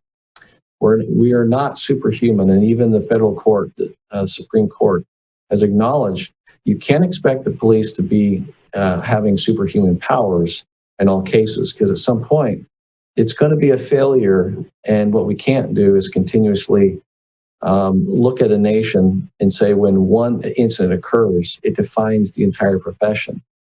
And that becomes defeating. And we have to move past some of that and look at what best practices are. And California is focusing on that right now. Laura, did you have any thoughts on that? I do. Crystal, if you could read the mental health section, the second question. What training are our officers receiving regarding how to de-escalate situations involving those suffering from mental health issues? So for our city and our county, our officers participate in CIT, which is the clinical crisis intervention training that the county mental health department puts on. And so that is a part of the de-escalation situation when they are confronted with folks experiencing a mental health crisis and how to safely de-escalate the situation. In addition to that, our department has brought in folks in the lived experiences to come and train our patrol officers and our staff. This past January, we had a woman who has mental health issues, and she was an attorney until some of these issues became relevant to her, and she had to stop being an attorney because of the mental health issues. And she talked about what things triggered her when officers came to her home. And that gives a really live experience for our officers to ask questions. And she explained why lights, sirens, even the uniform, all of that can trigger a person going in a mental health psychosis. So that was really helpful because she talked about it from her own experience. And I think those are the kinds of trainings that have more impact that we need to do more of. In that same training, we also had a domestic violence victim come in and talk about how officers were helpful and how they were not helpful in a domestic violence situation. And that was a very good talk as well, because it was an all positive interaction, and we were able to have a really good dialogue. And I think that's really important. We also had a human trafficking victim come in and also speak on why they don't trust the police in getting help in many instances. And she was able to talk about her experience, and our officers were able to ask questions. That was very helpful for them to understand how difficult it is for some of our victims. And a lot of our victims are, unfortunately, young people and people of color. And so those are the kinds of trainings I think that we need to continue doing moving forward, not just the formal CIT trainings, but those people that have lived experiences and have had experience with police officers in our community, positive or negative. We can learn from that as well. Yeah, thanks, Gloria. And there is, in addition to the crisis intervention training, de-escalation training occurs from the moment an employee starts with the department. And while we have it, it's also ongoing. This isn't something that it's a one and done. All new recruits get this high level of training in the police academy now, but it is ongoing under the California Police Officer Standards and Training Post guidelines, and it's rooted in our curriculum. And so that's very important, because that is an issue when we're dealing with people in the community, that we understand the plight of those that are experiencing crisis, and to not in the best way possible to not create a situation if we can avoid it. And there's a lot of things that have changed in this particular area. So one of the things that I wanted to speak to is there is conversations about the militarizing of a police force. And unfortunately, we see a lot of activity with the protests. And, Vacaville has had close to a dozen demonstrations, quite frankly, mostly peaceful. I mean, there's a lot of opportunity for voices to be heard, and that is the role of the police when that occurs. And so we ensured that occurred here in Vacaville. There's no doubt there's always going to be those that would prefer to join what would be a peaceful demonstration and somehow antagonize those in the crowd to try and elevate emotions. And we do see that, and we saw it elsewhere. For the most part, Vacaville did not experience that, even when the crowds were somewhat larger. We dealt with them peacefully, and we allowed the individual rights of the freedoms to have a protest and to speak up and to make sure their voices were heard, even if it was at the expense of the things that would be said about the police. That's our role, is to not take that personal. And we didn't. And so for that, I'm really proud of what we did here. Because if we can't do that, then we're failing to realize that at the end of the day, it's our community too. And if people feel that way, of course they need to be heard. This isn't anything new. Now, I can't say that occurred everywhere, because there are those that, as evenings would wear on in some other cities, that those that would instigate violence would often take over. And that does happen. And that doesn't reflect everyone who comes out and just has their voice heard. So I want to be clear that I don't even begin to pretend that they're one and the same, because they're not. And people who decide to hold up a sign, no matter what it says, if they're doing it in their own belief, then it's our responsibility to make sure that occurs safely, and we did. Now, with that, the militarization of the police, I wish we were in a forum where we were all in a room, because I would ask you the question, well, what does that mean? Because we do here in Vacaville utilize the federal 1033 program for surplus, but it's on a very limited basis, and it's because I believe that the things that we need for the safety of a community, including a police officer, is something that we're going to do not because of the military, but because it's the right thing to do. Policing in 2020 is not policing in 1970. And so the advancements in police equipment doesn't necessarily mean that it's militarized, even though it may look that way. For example, we have a mobile field force, and part of what they do is they're trained to handle civil demonstrations, but all too often a civil demonstration may turn violent. We've seen them on TV. They wear extra padding for a reason, because there are people in what would turn into be a violent riot protest, where bricks and rocks and all kinds of dangerous items are thrown. And if you don't have that, you're going to get hurt.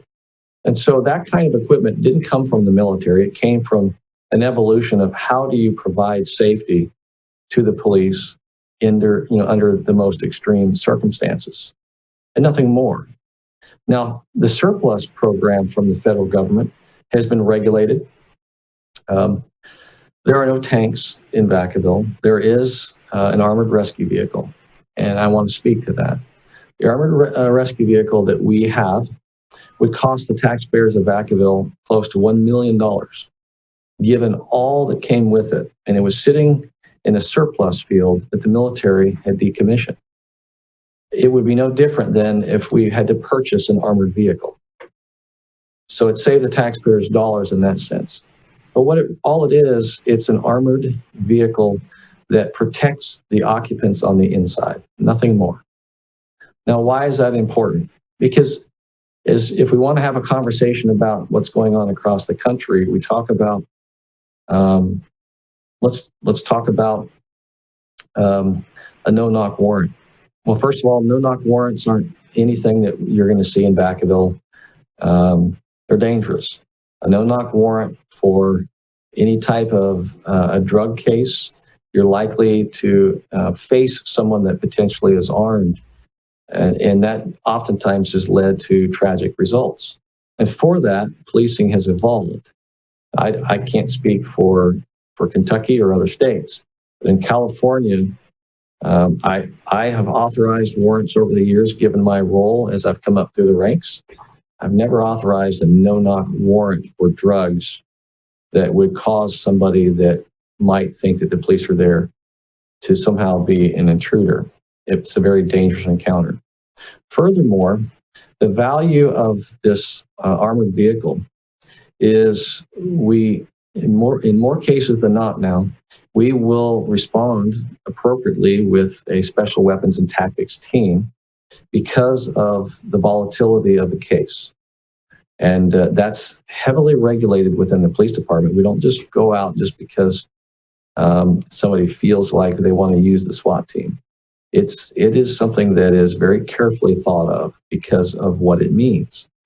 But if we can pull up in front of a house and we can call the residents out because we're in an armored vehicle, and the majority of any case that I can even remember in the years that have passed, certainly in the last 6-7 years since I took over as chief, they resolve themselves peacefully because they could take and withstand armament if it came their way. That's the purpose of that vehicle, nothing more. That was the purpose within the military, is it would protect the military inside, no different than it protects the officers inside.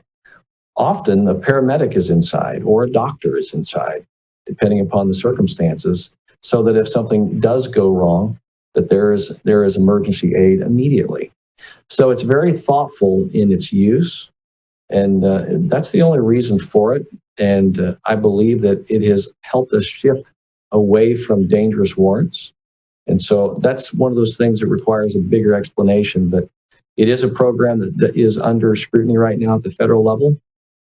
But at this point, there are some excess equipment that is very valuable even to the city of Vacaville. So is there a caller that wants to join in? We haven't taken a call in a while. Crystal, is there someone there? Absolutely. We have several hands. Victor Pacheco, I'll open your mic.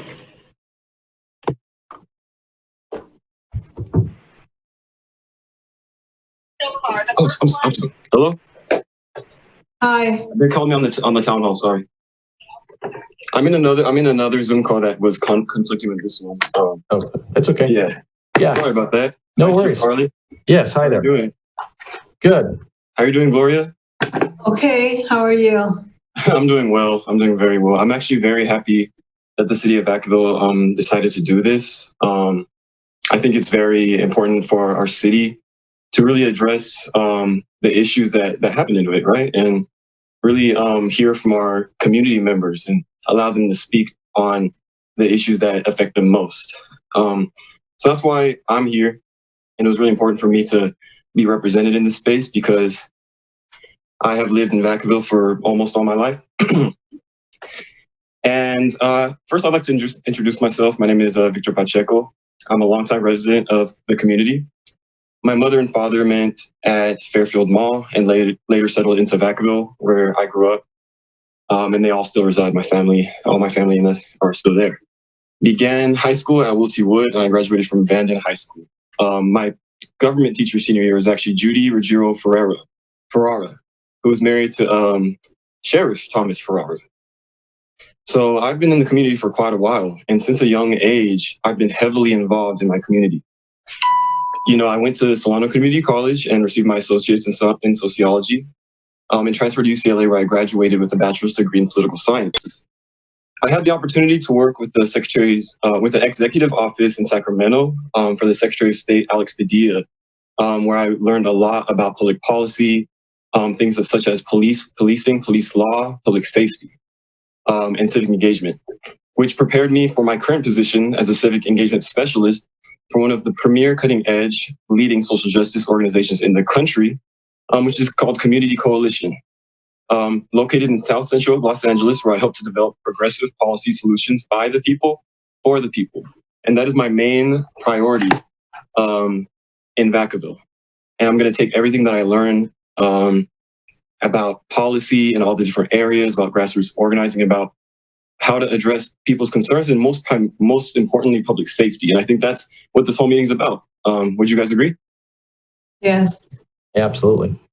Right. So thank you so much for agreeing with that. Before I get into my actual question, I don't want to take too much time. I want to keep it under 3 minutes. I have one preliminary request from you, Chief Carly. Okay.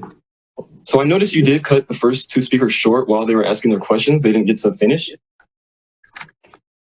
Do you acknowledge that? Look, this is... No, well, 1 second. So I just wanted to know, it takes a short amount of time to explain the context of my question. So I just wanted to know, can I explain the context before I ask the question? I'll keep it like a minute or two. Yeah, sure. Okay, that's my only request. Thank you. Yeah. So I am also a founding member of the Voice of Vacaville. I'll repeat, the Voice of Vacaville. Third time, a Voice of Vacaville, a community group based here right in Vacaville, the city of Vacaville, where our mission is to achieve a version of our city that is safe, actually truly safe, equitable, and fulfilling for all our community, but fulfilling primarily for our Black community. That is our goal, to make Vacaville truly equitable for the Black residents of Vacaville. As you acknowledged, Chief Carly and Gloria, there is a racism issue in America. Vacaville is not exempt from that, and I'm sure you guys would agree, correct? Oh, sure. Correct. Yeah. How about you, Gloria? Yes. Thank you so much. Yeah. So I'm so thankful that we're on the same page with that. So I'm here today because out of my entire life living in Vacaville, the city that I love, where my family and friends live, I've never not one single time felt safe around Vacaville PD. And I'm not alone. The main reason I don't feel safe around Vacaville PD is because I'm Black. It's funny because I was raised around a lot of white people being in Vacaville. And so I thought I was the same. Like I thought, we're all different colors, but we're going to get treated the same. But little did I realize that growing up in Vacaville, every time I was with white friends, they would be treated very nicely by Vacaville PD, and I would not. And this still goes on to my adulthood, Chief Carly, by your police force and by your police officers. And I did acknowledge that you suggested a solution to this is conducting thorough investigations. So I did appreciate you lifting that, correct? And so I just wanted to lift that investigations generally don't work when it comes to police brutality of Black folks. If you do any research of innocent Black people murdered by police all across the country, there's been multiple investigations by those police officers, by the police departments of those police officers multiple times. And it never once has it done anything to prevent the murder of Black people. I also wanted to acknowledge that you did dismiss the experiences of Vera, the first speaker, who was explaining her experiences with racism in Vacaville, and you cut off her experience. So that was my grandmother, and I just want to explain, when you do that, you're taking away from the entire Black experience, because Black people in general deal with racism, whether you realize it as a white man or not, Chief Carly. And so what I wanted to bring up is I actually led a poll, an online poll right here in our very city of Vacaville, asking over 226 residents of Vacaville the question. And so I know you really are interested in data and facts, so I'm so glad that I'm able to share this really this really groundbreaking information with you. So I asked 226 Vacavillians, how do they feel about Vacaville PD? And the question was very simple. Do you feel safe around Vacaville PD? So these are all folks that have a vested interest in ensuring Vacaville is a safe community for everyone, every single person, right? Not just those who feel safe right now, because there's people that feel safe right now with police. And generally they do tend to be white. As you mentioned, you're aware of the racial breakdown of our Vacaville. And there's a lot of people who don't feel safe around Vacaville because they tend to be Black or people of color, Asian, Muslim, and what have you. So our priorities make it feel safe for everybody. So let me just get into the results. Let me jump right into it because I do feel like I'm being rushed a little bit, but I just wanted to give this context because this is all leading up to my question. This is really important. And it's just a simple question, but this is just some information. I think the viewers should hear this as well. So the results, given my experience, were not that surprising, though I would like to hear your thoughts on them, Chief Carly, in addition to my question. Out of the 226 Vacavillians surveyed, 226 Vacavillians were polled. I'm sorry, not surveyed. This is a poll, just to be clear. 197 of them, or 87%, said that they do not, I repeat, they do not feel safe around the police officers in Vacaville, the police officers led by Chief Carly. Out of those 226 Vacavillians, 54, or 27% of them, identified as Black Vacavillians. Only 29 out of the 226 Vacavillians said they actually feel safe around the Vacaville Police Department. Not one Black person polled actually said they feel safe. So clearly, that's the issue, right? Can you guys agree with that? I think what I want to wait, do, just really quick, just because I'm getting to my question. You asked a great question, Chief Carly. Well, what I want you to do is get to the other question, because I want to be able to answer. Let me get to my question then. I just wanted to share the information. So Gloria said, she brought up a super amazing point, Gloria. You said that in order to combat bias, you must acknowledge your own bias. Did you correctly say that, Gloria? Yes, I did.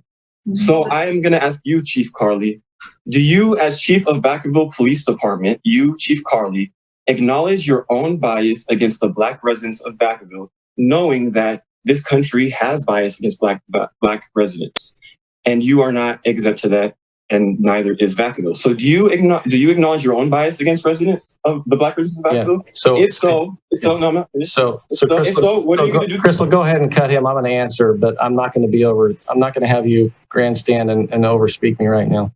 I appreciate everything you're doing, and I'm glad you're participating in this, and I don't take it personal what you're saying. It's like, where do I start? If you only knew me, you don't even know my story. You don't know my friends. You don't know my family. You don't know how I was raised. And so this is an example of bias, and it can be bias in reverse. And it's sad that this is where we're at in our country.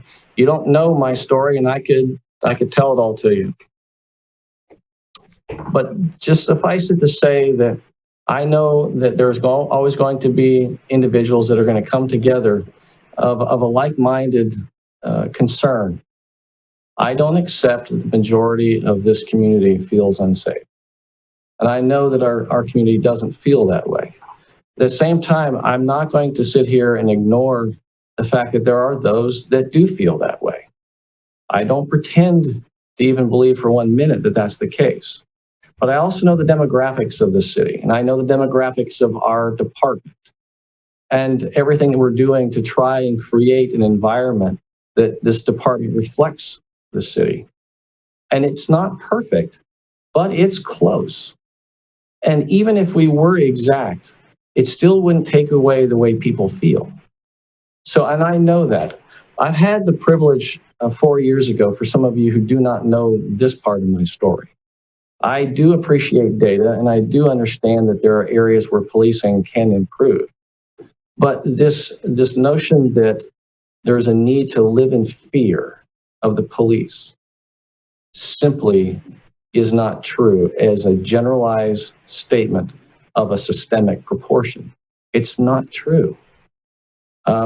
What I'd really like to do at some point, if you could give me your information, you and I need to go get a cup of coffee, and we can talk, and you can understand and understand my story a little bit different.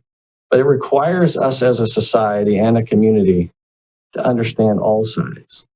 And that's why we open up our police department, and we do citizen academies, and we get people to go on ride-alongs to build those relationships and understand what we're doing. But I also know that the surveys that the city does and has done over the years, there's a strong support, and one could argue that it's because there's a strong support for public safety. And I do encourage you that if you have had recent experiences that you want to discuss, our Office of Professional Standards easily can take a complaint, or at least sit down and talk with you and discuss a particular issue, because otherwise what happens is we generalize our experience and our feeling with no way to be able to address an issue. And I, as the chief, will address issues if they're brought to me. And that's all I ask. I don't ask for the public to necessarily agree or disagree. But it is important that if we're going to have this dialogue, we can't paint each other in a box. We just can't. So Gloria, I don't know if you had any other thoughts.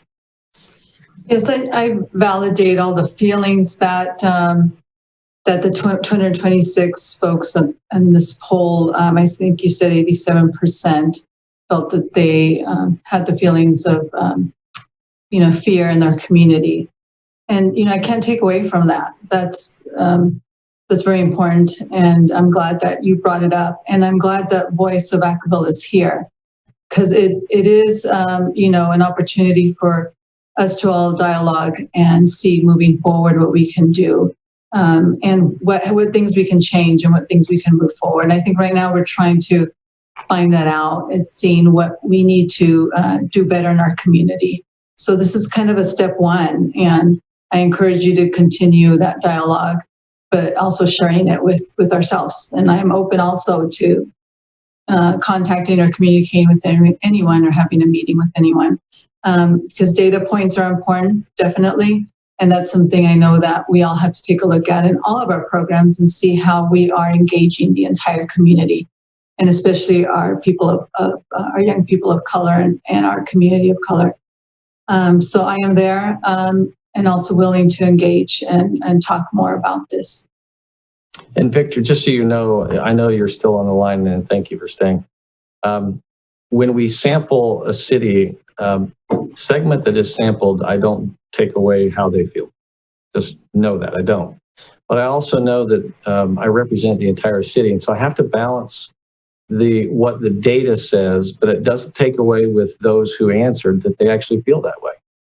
So the key is how do we engage our community, Vacaville, so that those who live here don't feel that way, or that there is a bridge that can be built so that we can get beyond that feeling, wherever it came from.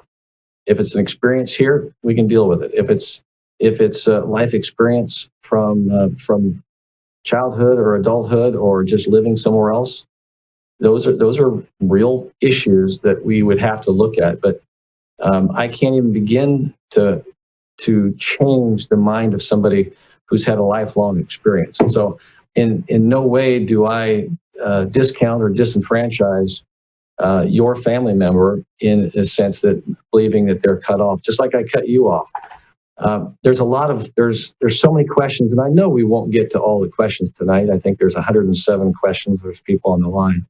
We do intend, whatever we don't get to, especially in the written ones, find ways to add that to our transparency portal and discussions so that we can make sure that your questions are answered. There is no doubt that if you go to our transparency portal, I'm going to share my screen real quick so that hopefully this will work here. I want everyone to know. Yeah. Here we go. Got some budget information, but there it is.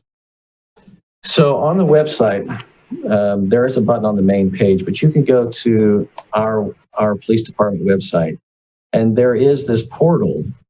And within the portal, it answers a lot of the questions that have come to us so far from Campaign 08 Can't Wait. And that was a study, it was based upon data that said if you enact all 8 of these, we would reduce the death of the public encounters by the police in America by 72%.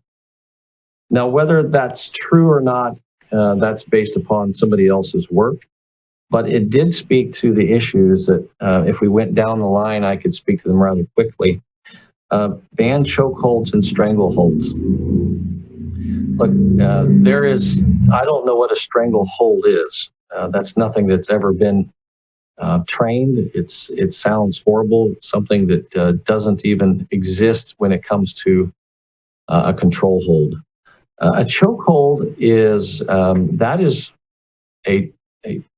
type of a hold that is also an extreme use of force that blocks off the airway. That is not a carotid hold. And a carotid hold is the same thing that you would find in jiu-jitsu. And that's a discussion that's being had nationally and here in the state. They're discussing whether or not that should be banned.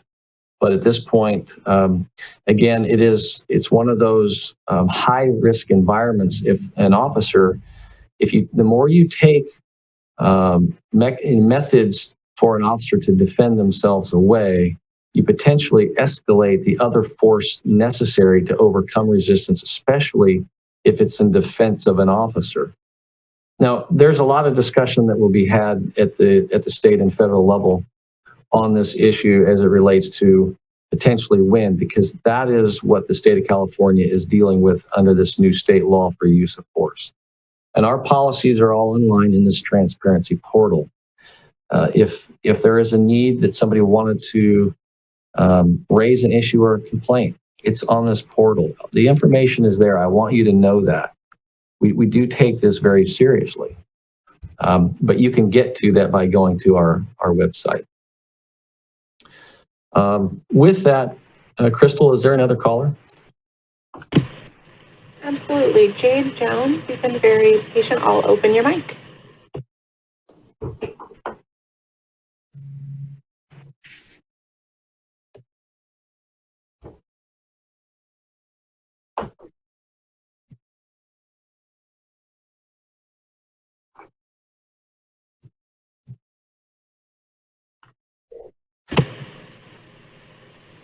As a reminder, Jade, you may need to go ahead and press *6 or press your unmute button in order to be able to accept your mic being opened.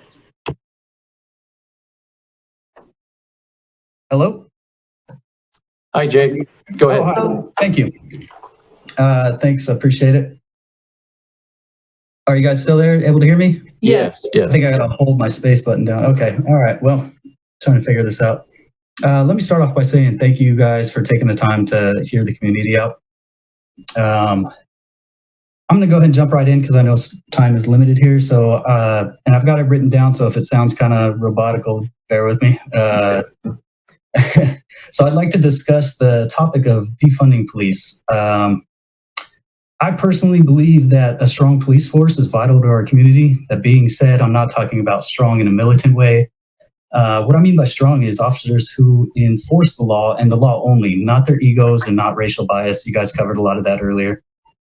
Officers need to understand how to curb unnecessary aggression and violence. And also, a strong police force needs a system that holds their officers accountable as it would any other citizen breaking a law.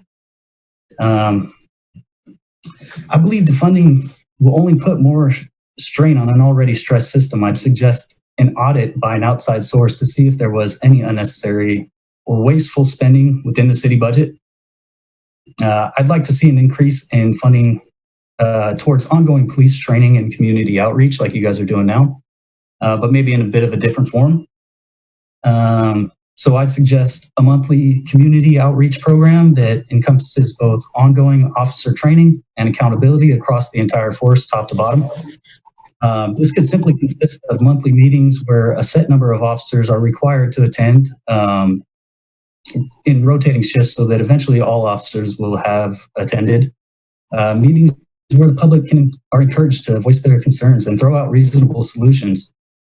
These meetings should have someone who keeps records of the issues to be solved and progress on said issues monitored.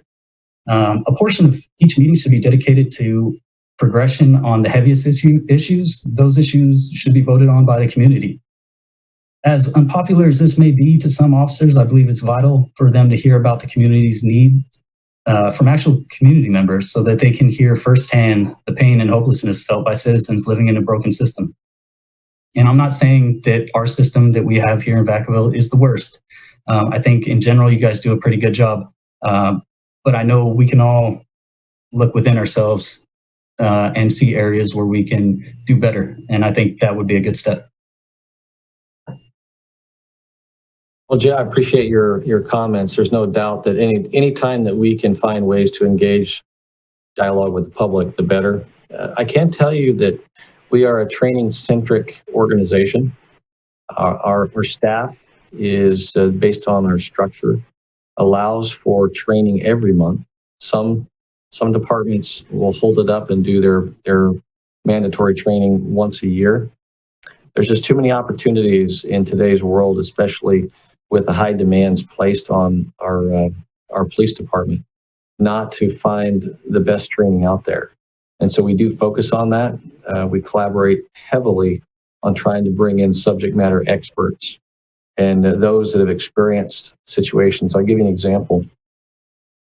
We've reinvented the way we look at what would be considered a crime of prostitution, focusing on the victim and trying to look at the root causes and see things different. So we may bring in a victim and advocacy part of a training to understand it from the victim's perspective, so that officers do get an understanding of the difference of what they might see out on the street. It's that kind of investment into training that would really help any officer out on the street see this scenario differently than simply through the lens of enforcement. And I know, Gloria, you've been very much involved and at the county level and throughout the region trying to help us make sure that when we are focusing on what is our role, that we're very open to these new ideas. And so that is where Vacaville is very progressive. And there's a lot of agencies doing the very same thing that we are. And that's where the profession is evolving and trying to make sure that the service we provide isn't simply enforcing the laws. And I do believe that there's more to go on this, but we're definitely focusing in that area. I also heard, Chief, maybe some opportunities for the community to meet with officers and discuss some of the issues going on in the community. So that's something that, yes, again, we're always progressing and looking forward to other ideas. We often do that through Neighborhood Watch. However, there is opportunities to create more public interactions and meetings and inviting officers. And we do try to do that. Hopefully after this COVID pandemic is over, that is something that can be a focus. The more we can have those public meetings where people come together face to face, not only answer difficult questions, but again, build relationships, the better. I'm very optimistic about the future.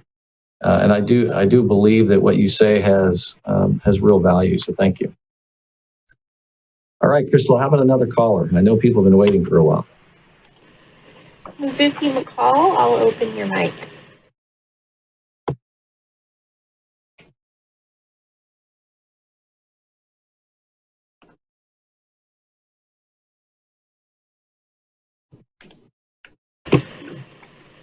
Mizuki, you may need to. Sorry, I think I got it now. Can you hear me?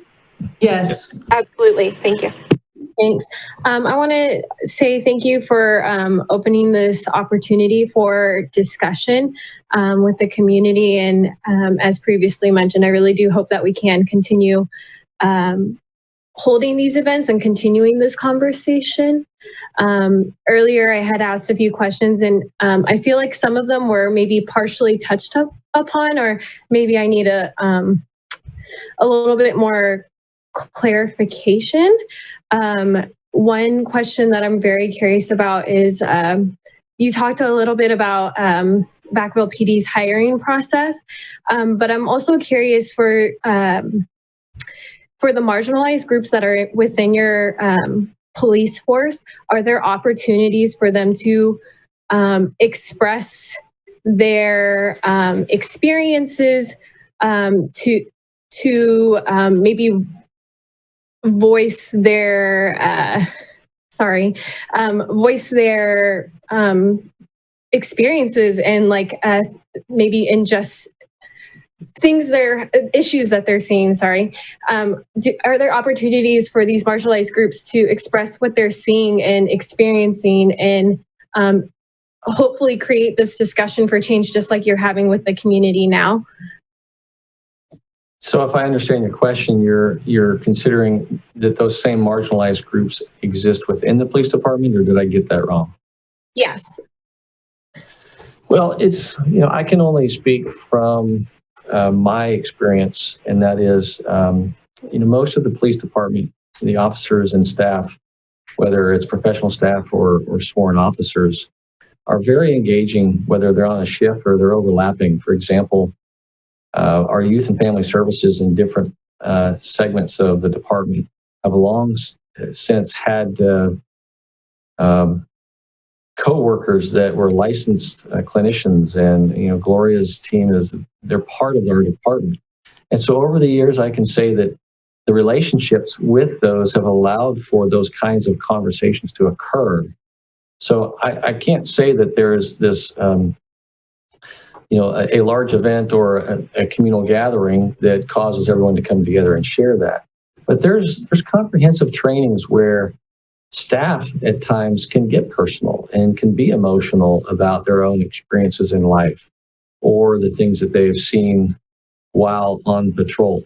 It's this is not an easy profession at times, and whether somebody has seen too many deaths in their life, it's not the same. And so, really trying to care for the well-being of our staff is really, really important here. A focus on wellness.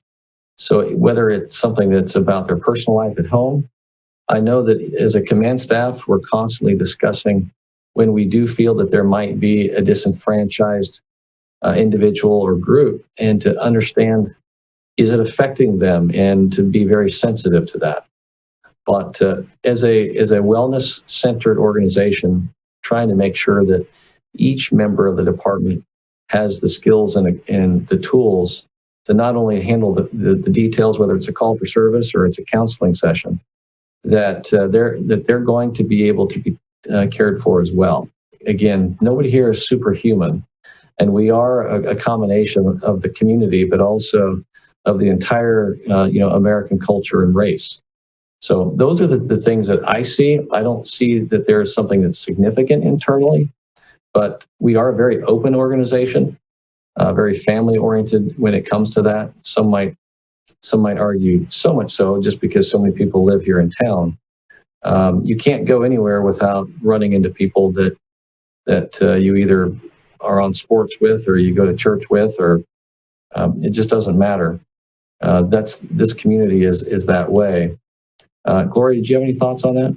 Yes, and just to answer it a little bit more, we do have police officers and sergeants that are people of color, and we have talked about this issue informally in some of our meetings. And I think what I hear you saying, Mizuki, is that is there a chance for them to speak to the greater police officers about their own experiences with policing as a person of color?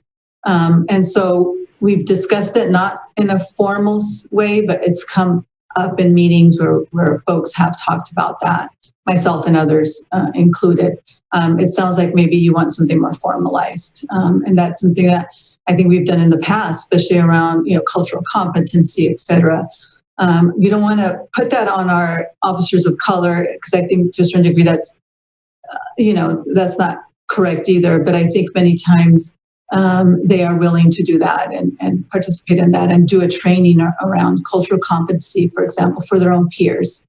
I think maybe that's what you were talking about as well. Hopefully I answered that correctly. Yes. Thank you so much.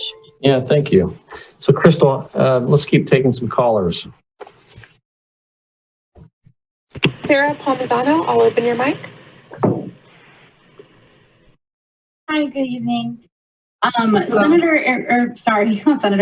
Senior Airman Kaylee Jefferson Hinkle was found dead in her home in Vacaville by her male roommate on July 11th, 2019. His story about how he found her has not been disputed or questioned in any way. Kaylee's mother, Kim Jefferson, requested a private autopsy but was denied.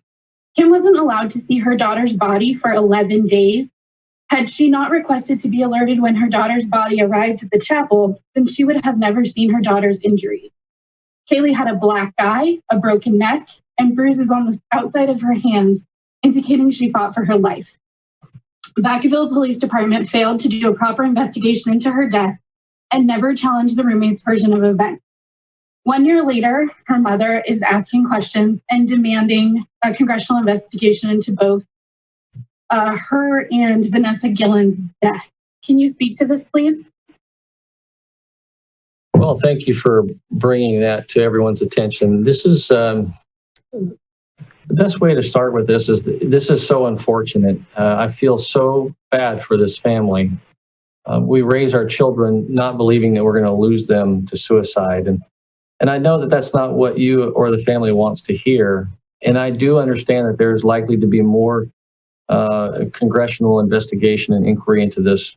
And I've been in contact with the Congressman Garamendi's office, given their involvement in asking for this. We've also been in communication with the leadership at Travis Air Force Base. This was a Vacaville. This occurred in Vacaville, and you're absolutely right. But we don't normally talk about events that are tragic around the death of family members, just because it's sensitive and it's personal. And even the things I'm sharing right now could create a sense of insensitivity, and it's just not my intent. I feel horrible for this family. I have children and grandkids of my own, and I couldn't even imagine losing any one of them to suicide. That said, this definitely was ruled a suicide by the coroner's office, and their investigation into this, including whether or not there was a second autopsy, was not in our purview. Now, the military is concerned, and I know from speaking with Garamendi's office that there is a need to really care for and safeguard those that are in their charge. And as a senior airman, her life was very important, and it was lost. There's details in this that I can't share right now because it really is sensitive to the family and to the investigation. But I can assure you there was nothing about this investigation that was somehow missed. The information that is being shared out there, unfortunately, becomes inflammatory and it's not accurate to the evidence. And, that's one of those things that it's hard to say and it's hard for the family to hear. And we do offer our condolences to her parents, and we have met with them and we've documented everything that's occurred. So in the event that this inquiry does occur, that we would be able to fully share with them the investigation as we saw it, including the disclosure on how this all came about. It's tragic. Suicide is one of those things that's very hard to experience. I've seen too much death in my life, and suicide is one of those that is horrific for any parent. So I appreciate your concern, and know that our council is very well aware of this. And the more that it's shared out in public, it won't change the fact that she has lost her life. And the details on that fateful day last July are not in question. What is in question is the information that continues to circulate publicly that does not at all align with the evidence in this case. But we will be cooperating to make sure that all questions are answered, because it would be more than just her tragic death. It would also be how in the future can the military help those that are in need, that are out there and they're alone. They're serving our country and they need help too. So thank you though. So Crystal, who else do we have on the line? I'm going to apologize in advance. I don't think I'm going to get this name right, but Zian Ania Abo Canegra. I'm going to open your mic.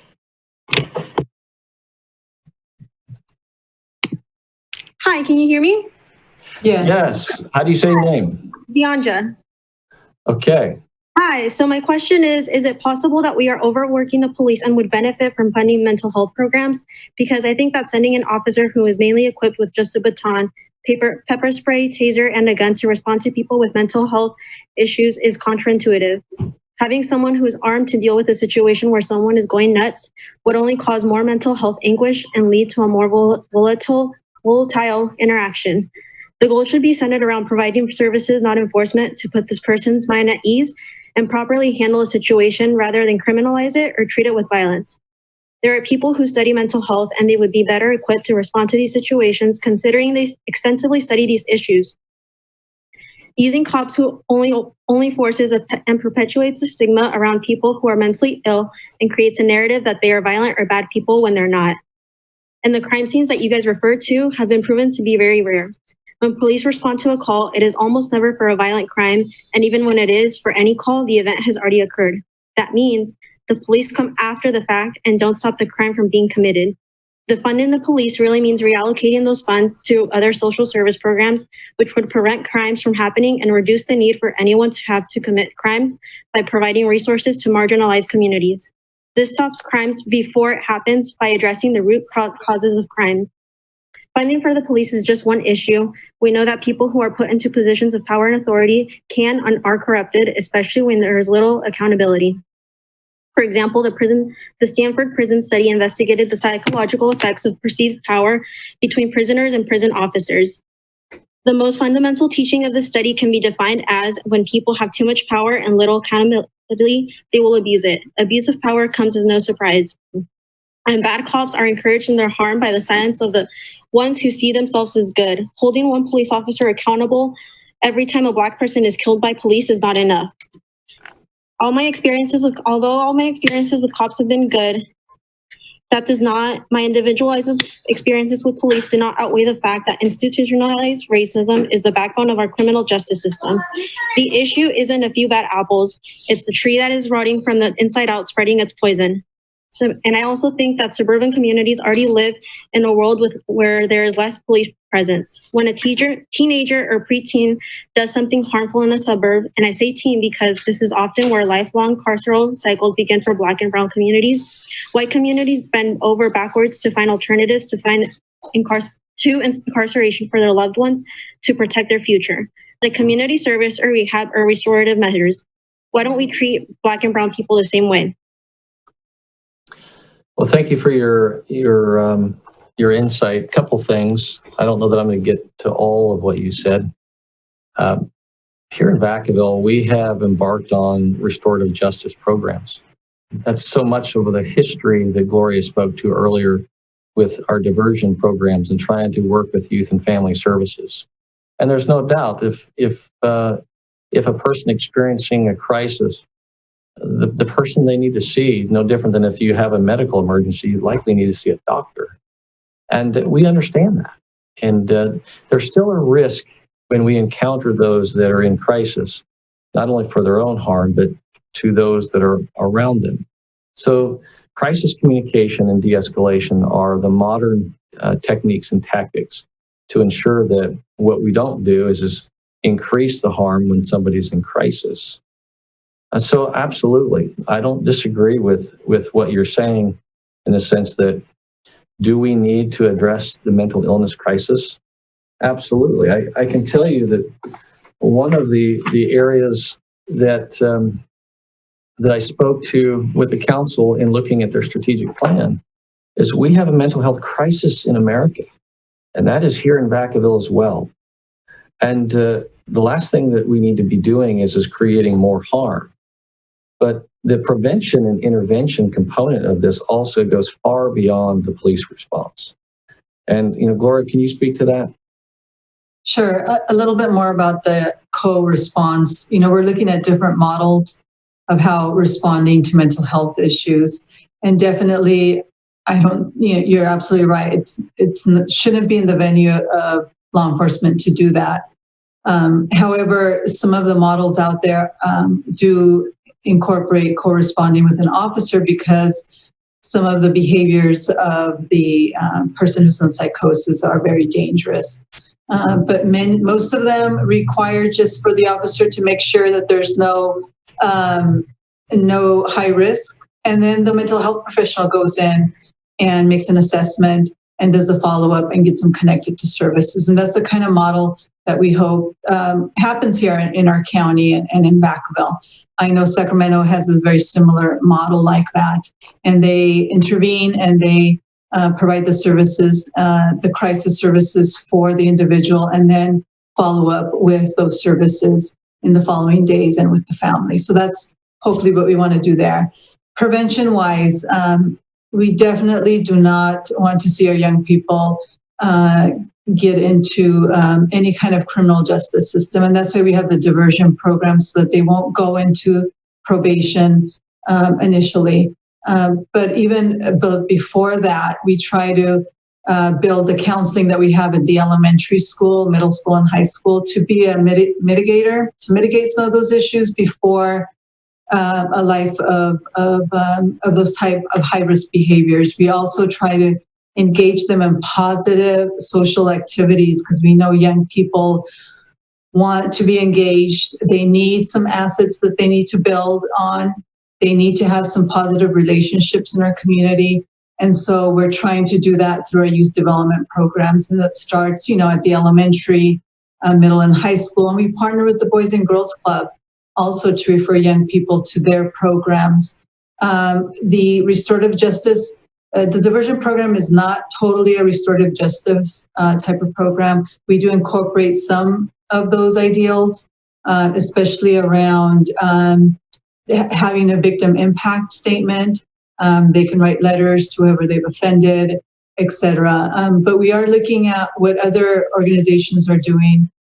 For example, we have been in contact with other organizations that want to do more of a restorative justice project, and we'll support it if that's what's going to be happening in our community. So it really is about preventing and providing families resources. It starts with the Family Resource Center with a child, an infant, 0 to 5, where we're trying to help families just provide them with resources, education, and parenting, and that really is the focus. And I totally agree that there needs to be more mental health funding, and I think it is a tragedy that we're responding way beyond when the incident is occurring. We need to provide some prevention programs in the beginning. And I totally agree with that. And again, we're not the only thing that we can do is what the programs that we're doing. We partner with other community programs to try to do some of those preventive measures so that they won't get to that extreme and they won't have to have an intervention. And so on a daily basis, I'm working with the county and other programs to hopefully bring that to the county and to Vacaville. So I agree, and we're taking a look at it, and hopefully more to come in the near future about responding and about prevention as well. Thanks, Gloria. Crystal, how about another caller? Ian Lay, I will open your mic. Hello. Hi. Good evening. Hi. Thank you for your time. My name is Ian Lai. I'm an Asian resident of Vacaville. And is the audio going well? Yes, I can hear you. Okay, cool. It didn't seem, it seemed like it was fading out on your guys' end earlier. Okay. Well, let me just give you an event that occurred and possibly something we can wrap our heads around and make something constructive out of this. I won't take more than 3 minutes of your time now.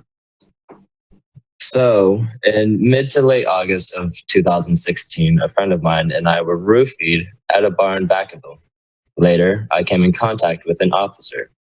Instead of providing me help, as I was clearly under the influence of a foreign substance, the officer pushed me down, cuffed me, and punched me in the head and back repeatedly. Then he proceeded to bag my head and put me in a straitjacket and then dropped me off to Fairfield County. I requested a toxicology report and was denied. I was stuck there for 2 days while my bruises healed. Insanely enough, I'm lucky to be able to share this story. If it weren't for my privilege as an Asian, I might not be able to.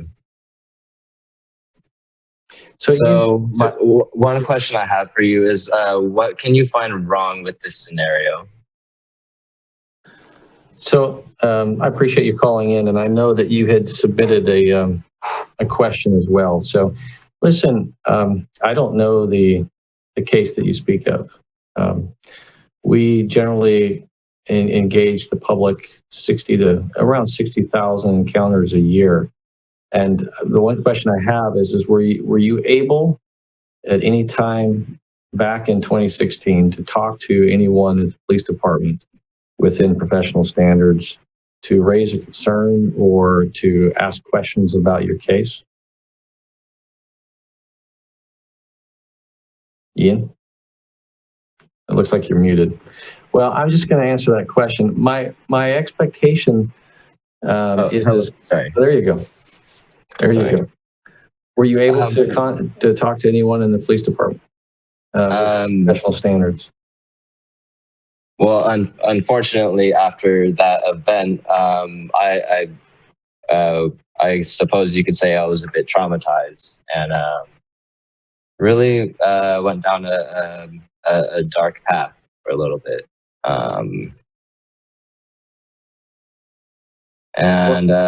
So Ian, let me just. It didn't really like I would have liked to have expected a remedy to a situation. Instead of being provided with services which I feel I should have been required because I was drugged. I was a victim of police violence instead. So Ian, hold on a second. Let me answer your question. Oh yeah. So I really don't know your story, and there's a lot of cases that we know that if in fact, from what you're telling me, that you may have experienced being drugged, and that wasn't by your choosing. Situations like that are really, really unfortunate. But without knowing more of the details, and that's the hard part of trying to have a dialogue without knowing the facts, I'm more than happy to, as best we can, to look into your individual case. What I'd ask you to do is offline. I know that you had submitted a comment by email. I will make sure that our staff gets back to you. So if you're willing to speak up today, I would hope that you're willing to reach out so that we can have a conversation with you and at least understand what your situation and your condition was in 2016. I just don't know today, and it would be very difficult for me to, on a hypothetical, not know all the details in your particular case. So if you wouldn't mind, I would like for you to do that. And that way we can reach out to you and see if we can get some questions answered for you. Yes, reaching out is a very important thing that we all need to do in this moment. So I would like for possibly you to reach out to these facts of that aforementioned as you allege suicide, given such counter evidence done by a third party. I really feel perhaps that could alleviate some of the fear that your company is feeling right now. And I'm so sorry. It sucks to be profiled. I understand. Well, no, what I'm saying is I'm trying to make sure that I can get a hold of you. And I know that, Crystal, do we have, I think this is under other, there is a question number 2, and I believe that's this particular question. So I'd ask that you be able to get Ian's information to me so that we can reach out to Ian. Can we do that, Crystal? Absolutely. I'll take care of that. Thanks, Ian. Thank you for sharing. And I will make sure that I reach back out to you. Who else do we have on the line?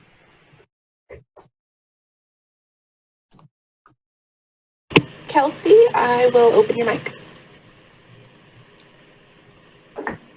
Hi, can you hear me? Yes. Okay, thank you. So I am, sorry, you may hear notifications coming through my computer. Bear with me on that one. So I wanted to first start off by actually introducing myself. I'm relatively new to the Vacaville community. I've been here for about a year.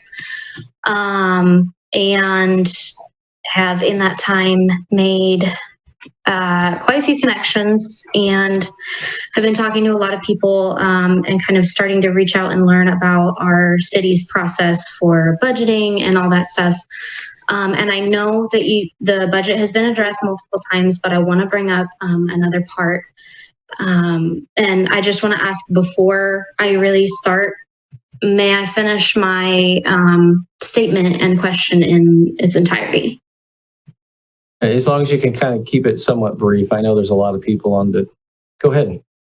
Okay, thank you. So I was looking through the budget and I had some concerns. I noticed that the Vacaville Police Department receives around $40 million, at least this year, for the budget, which actually accounts for the largest portion of the city budget that I could see. And it took me adding the budgets of 4 other departments: the Housing Services Department, Public Works, Community Services, and sorry, you doing that just took me away from the thing I had written down. Sorry, I'm just trying to add to the conversation here. Okay. So anyway, 4 departments. Administrative services was the last one to equal up to the one department's budget, just from the resources that I was using. And I noticed that since 2012, also, the police department budget has seen an increase by about $13.84 million. But in contrast, the housing budget has gone down by $27.38 million. And in that time, I don't have specific figures for you at the moment because it's actually kind of hard to find. But based on what I've seen and what I've heard and resources I could find, the crime rate really hasn't gone down.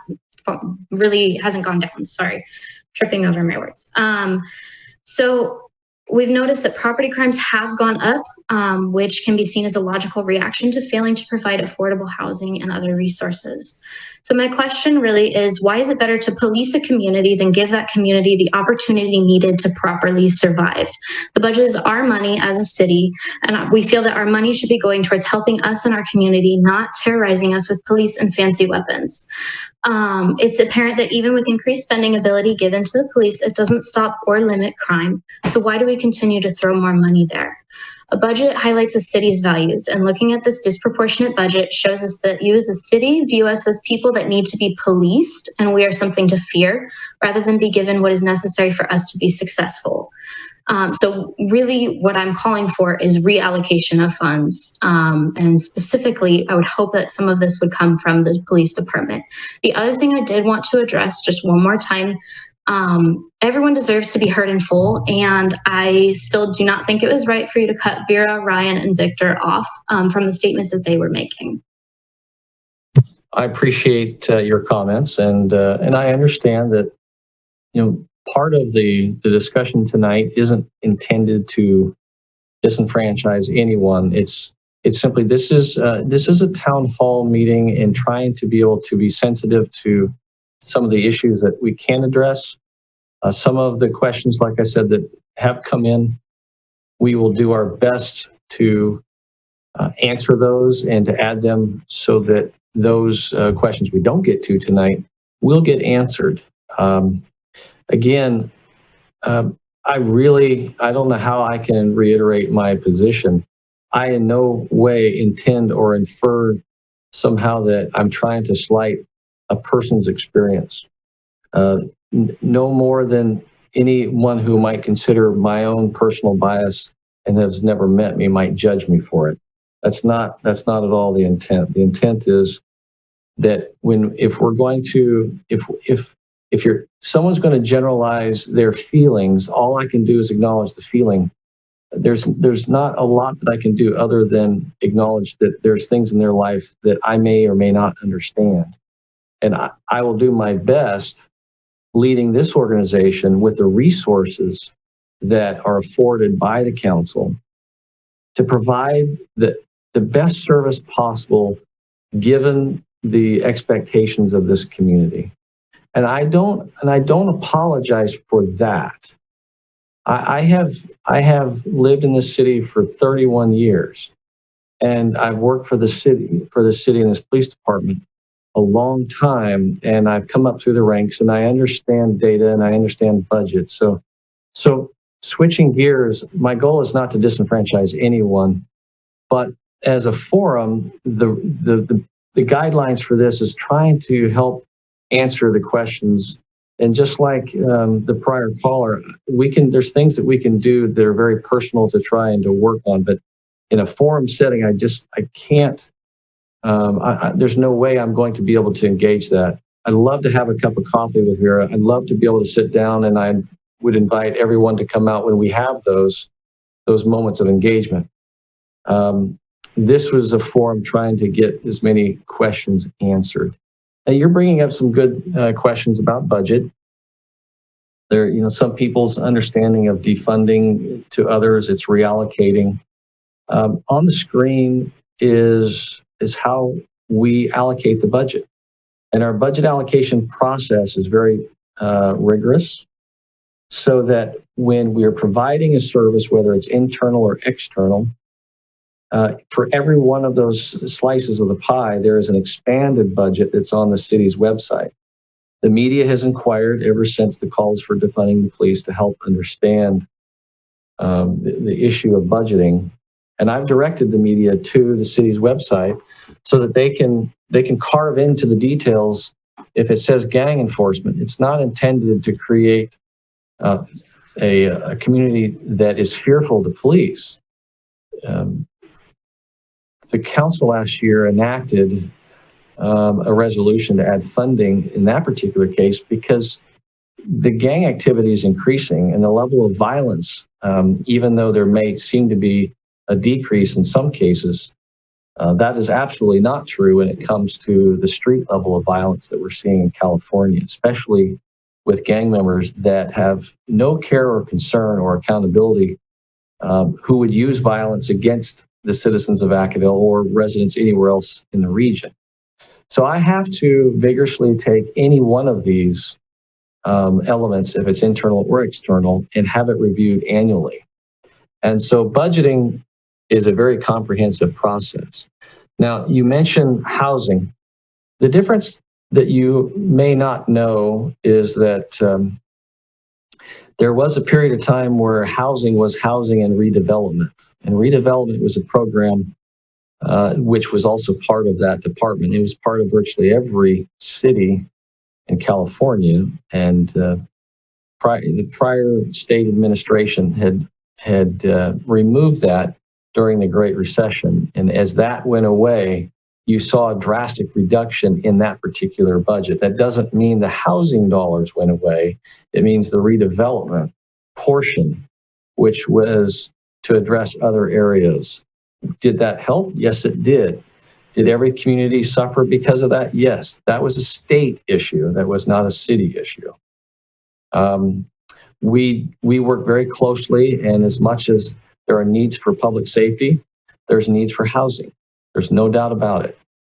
We have a housing problem in California. We have homeless issues, and those are areas that really shouldn't be at the footsteps of the police department. But in some cases they are. And for those who do not know, the city of Vacaville is a model agency in the nation on how to do it in a way that is compassionate. And I chair the homeless roundtable in a way that tries to be thoughtful and creative in that. And Gloria and her staff and others try to do the same thing. It's unfortunate we're there, but from a budget standpoint, anything and everything that's needed in each of the departments in the city is addressed by the city manager to the council to make sure that there is a balance in the budget, not just a balanced budget, for the needs of the city. And it's up to the council to make decisions on how to allocate that. And then as the chief of the police department, it's my responsibility to enact not only the mission of the department, but by allocation and budget. So this is just to give you an overview of this, because oftentimes there are increases that are outside of my control. And it's no different than in any other industry. There are loaded labor issues, costs and benefits that do go up. And I don't control that as the chief. I can only control the quality of service. And so one of the things that I will tell you is I'll ask the public when I engage them from a budget standpoint, because when you look at a budget that says $42 million, it's easy to say, surely you can cut that somewhere. Surely you can reallocate that. Do I believe that there is needs to be addressed in clinical services? Yes. Do I believe that we are leading the way compared to most cities? Absolutely. And there's other areas of responsibility that's at the county and state level because the funding goes through the county. It doesn't go straight to the cities when it comes to mental illness and other resources. And so we ask for funding, and when we can, we'll apply for grants. And we manage grants. In some cases, it's been close to $1 million to offset these costs and be creative. I know this is a lot about budget, and some of you have asked budget questions. I don't decide the cost of an officer. What I do decide is the mission of the officer. And so from a public safety standpoint, public safety is a high priority because it adds value to quality of life so residents and businesses can thrive. To do it responsibly and professionally is expected. But the average cost for policing in America is somewhere between $390 per capita and $900 per capita per year. We're at $415. We're at the very, very low end of the per capita cost. So while sometimes it's difficult to fund it, and I get that, those are discussions when we talk about general funding and special measures for taxes. But the reality is all I can do is control at a very low cost per capita, a high output of standards and expectations of service. And so when I ask people, are you pleased with the services that you get? And I'm not saying every case, but in general, the safety, the progressive programs, the safe business programs, the neighborhood watch programs, everything that we do at a low cost per capita at a high value. And I'm proud of that. And the city of Vacaville should be as well. Does that mean that there's not opportunities to look for other areas of funding and other areas of needs? I meet with Gloria regularly. She's part of our executive team. We're very, very fortunate to have her in our city and her staff as part of our department to address these social concerns that we understand cross over into policing. We could not do it without the work that she and her staff do. We work in this together, and we are a model agency in the nation because of it. And do we need more? Yes. Are there other areas? Yes. But not at the expense of creating an unsafe environment in the public setting by somehow defunding or moving funds from the police department into other areas. The council is very well aware of this. That's their responsibility, and delegating that out to a citizen group to make these decisions only undermines an elected official's role in the city. So I know that there's a lot more to it, but again, there's a lot of information on the city's website, and I wanted to be sensitive to that. You brought up something else that I think is important. I apologize for having to scan through this, but you did bring up an issue of crime. Crime, we enjoy a relatively safe city. It doesn't mean it's without crime. On the screen, what you see is that there was an increase of crime. Part 1 crimes, these are standardized ways of looking at crime when it comes to property crime or crimes of violence. In its totality, in 2019, there was an increase of 15, a little over 15, almost 16%. What's important to note is on this particular slide, this is where we begin to separate the violent crimes and the property crimes. And there's a lot of data on here, but in 2019, violent crime in Vacaville went up 43.5% over the prior year. That's significant. Aggravated assault is a significant increase. And so the notion that somehow we can reimagine the police and we can take 911 calls away from the police department and simply reinvent policing, it sounds good, but it's not rooted in reality for what we would experience from a safety standpoint. That 43.5% is real. That said, what's also important that cities are scrutinized around the country on is their clearance rates. There are some cities that have clearance rates for homicides that are in the 20%. In over 20 years, there's only one unsolved homicide in Vacaville. We investigate our cases rigorously, so our clearance rate of violent crime of 77% is extremely high. And is something that we focus on as a benchmark that we answer to the council and to the public of our efficiency. It isn't just that we respond to make an arrest. It's can we safeguard a community? And we can measure that. Now, property crimes also have increased, but so has the changes in California law from prison realignment to Prop 47 and Prop 57. This is well documented in California. It doesn't just hit Vacaville, but we are a city that's on the interstate I-80 corridor, and there are influences because of the ability to see retail crime. Well, we have also envisioned a neighborhood court, understanding that low-level crime offenses need to be diverted.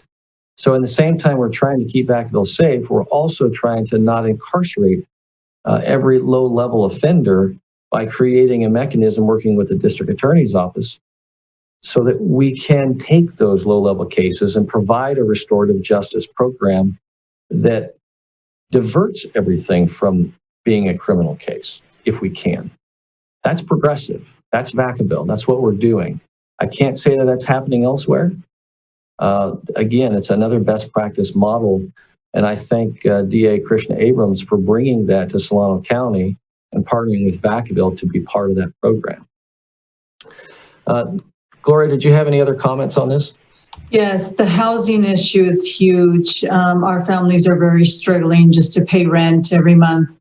And I know with COVID, that is it's even more significant. In regards to the housing issue, we were recently defunded by the County of Solano in regards to our basic needs fund. And this is basic needs are for the families that are struggling to pay rent, utilities, food, etc. And we did yesterday pass by consent.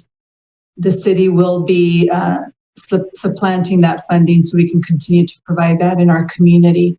And it is a relatively small portion, but to our community, it's huge because this means that it'll prevent them from becoming homeless in Vacaville. We still need more affordable housing in Vacaville, definitely. And, but at least it'll safeguard the families right now that they will not, that they won't lose their housing and become homeless. Because once you become homeless, it's so much more harder to get back into your home or rent anywhere else. So there are mechanisms in place, and definitely as the city council meetings and the budget hearings, et cetera, that I think families and citizens can come in and participate in and ask questions about. But again, our city did put in our Family Resource Center budget for this next coming year, $53,000 to assist families in the city of Vacaville in regards to housing insecurity and food insecurity. So, thanks, Gloria. I mean, this is a big deal here in Vacaville. Is as departments and department heads, we work together on understanding the issues here. And so, in the police department, we understand that that there are challenges in homelessness and also housing, and so we work close with each other, not in competition. And so it can never be to this idea of defunding the police or diverting it. It really is just a question to the elected body to say, what are the priorities? And that's a fair place for those questions to be in front of the council. No one would ever disagree with that. And that's why my responsibility in the police department is to focus on that. But I don't do that blindly without recognizing that the other departments have a significant role in the quality of life in Vacaville. And housing is very much a very important part of that. And it dovetails into our community response unit and dealing with homeless issues and housing. But that's the big disparity when you look at the overall budget that looked like it had dropped. I have on the screen something else coming up here that I want to to show here. Sorry, I'd like to add that Kelsey didn't get to finish her question. Okay, which question? She still had more to say. Okay, go. What part? I mean, there was a lot of questions in there. Sorry. So I did actually have something I wanted to add, and I should have made it a little more clear. So I apologize for that. So one thing I did want to address real quick, and I meant to tack it on at the end, was actually about, I hear a lot from you of my intent is not, and I just wanted to address that and say, I want you to look at impact versus intent. Because impact is very important. And I feel like when you, and I'm not the only one that feels this way, I know there are plenty of other people that feel this way. When you say, I do not intend for this, it detracts from the fact that these people are feeling that to some extent. So I kind of want to implore you to look into that a little bit more. I meant to tack that on earlier. Oh, no, I appreciate your comments. Was there a question or was it just a comment? It was intended. Okay. Sorry. No worries. I thank you for for sharing that. I wasn't sure if there was an additional question to that. No, I just wanted you to let her finish, since it's been. I think that we should go and move on to other questions, because I know that there's more people that have more to say, and I think that we should definitely have them speak out their concerns, because with all due respect, I think that you've been talking for a while now, and I think that we should focus this more on the community rather than focusing more on how good our department is. So what I wanted to show anyone who can see this, if they didn't just call in, is this is the when you click on the transparency portal, what I'm showing you is a link that goes within the police department. And the transparency portal starts with initial statement that I had shared publicly. And what we will be doing is these are expanded questions that have come in since the death of George Floyd, that have either come to the council or come to the city or to me or to the police department. And I know that there are some questions in here that I won't get to that might be about body cameras. But again, we can educate, and there's information in all of these that are broken down. I'm wanting to point this out, that this, for example, is all the information on the 8 Can't Wait campaign from Campaign Zero. I'm very familiar with that organization. Doreen McKesson is the founder of 8 Can't Wait, at least from Campaign Zero. And I had the opportunity to meet with him and several others 4 years ago in the White House when we had the crisis the week following everything that occurred, and then the Dallas officers that were killed. The nation was in crisis, not unlike the conversations we're having today. So I'm very familiar with a lot of the national issues that are going on, and also what we can do at the state and local level. But I also want you to see that we are trying to be responsive in answering these questions. And sometimes this kind of dialogue might seem that we don't get to everything, but I want you to know you can go to the website, you can look at this, and we will continue to add more to this. It also speaks to our policy, so responding to resistance. Our use of force policy is here. It is very much in line with some of the tenets that we're hearing across the nation. Also, how we handle, we review every instance of force that is applied in Vacaville. And imagine that if we encounter close to 60,000 individuals per year. Last year, there was 30 instances where force was used. 30. It's 30 too many. But every single one of those is reviewed as to the necessity of it, the application of it, whether it was in policy, whether there's training that's needed, whether there's discipline that's needed, It's available for discovery for the courts because of the way the criminal system works. Everything is above board on how we do this. There is nothing that is excused or discounted. We look for root causes of ways to improve. But what I want you to see is that this is how it works. And then all the techniques that we use, including the laws that went into effect, which is AB 392. And I put this on the website so that you, as you raise your concerns, you can look through this information and you can see what is out there. Something else that's important to know with all this, if I can find it here, I need to be able to see it. So we are going to be adding links to our website. Here is one that I want you to see. This is data as we report both to the FBI and we also report to, it's called URSIS, but it is to the state of California, all instances where force is used. So this is a mandate. It's not something that can be excused, and we do it very intently so that California can have data to make decisions. Law enforcement is the entry point into the justice system. There's no doubt that more data is needed to understand where there is potential disparities that could be identified so that they can be corrected, whether it's in the court system, it's in the sentencing system, it's in probation, and are there discrepancies from one county to another, one region to another.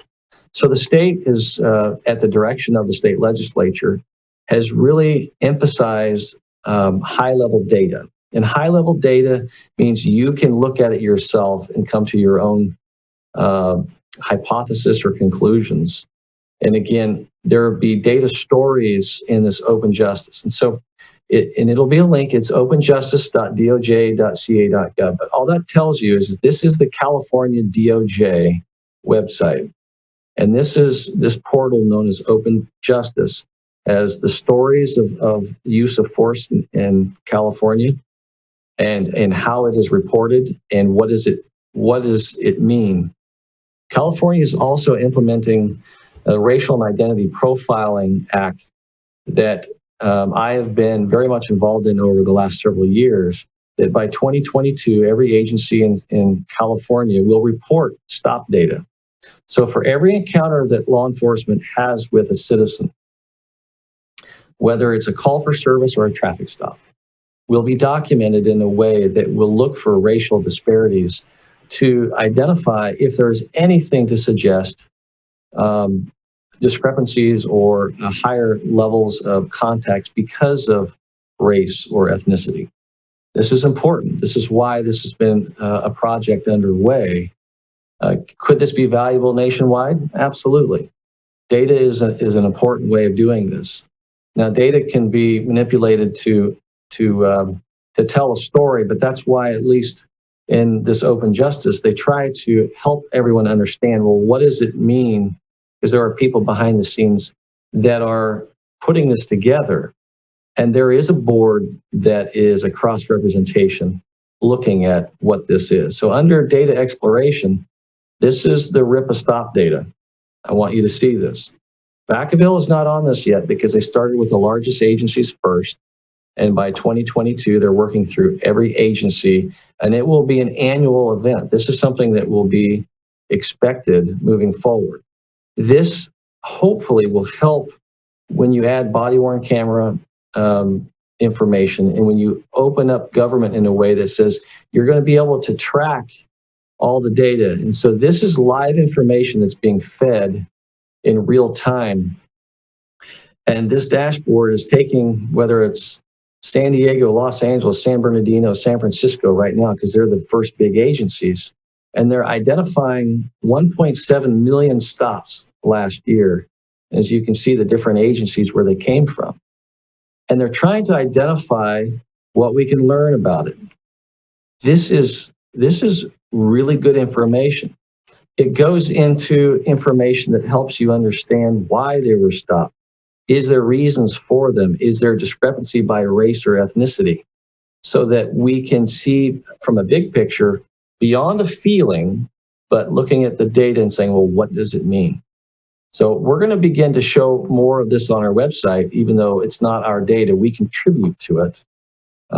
This is just one area of data.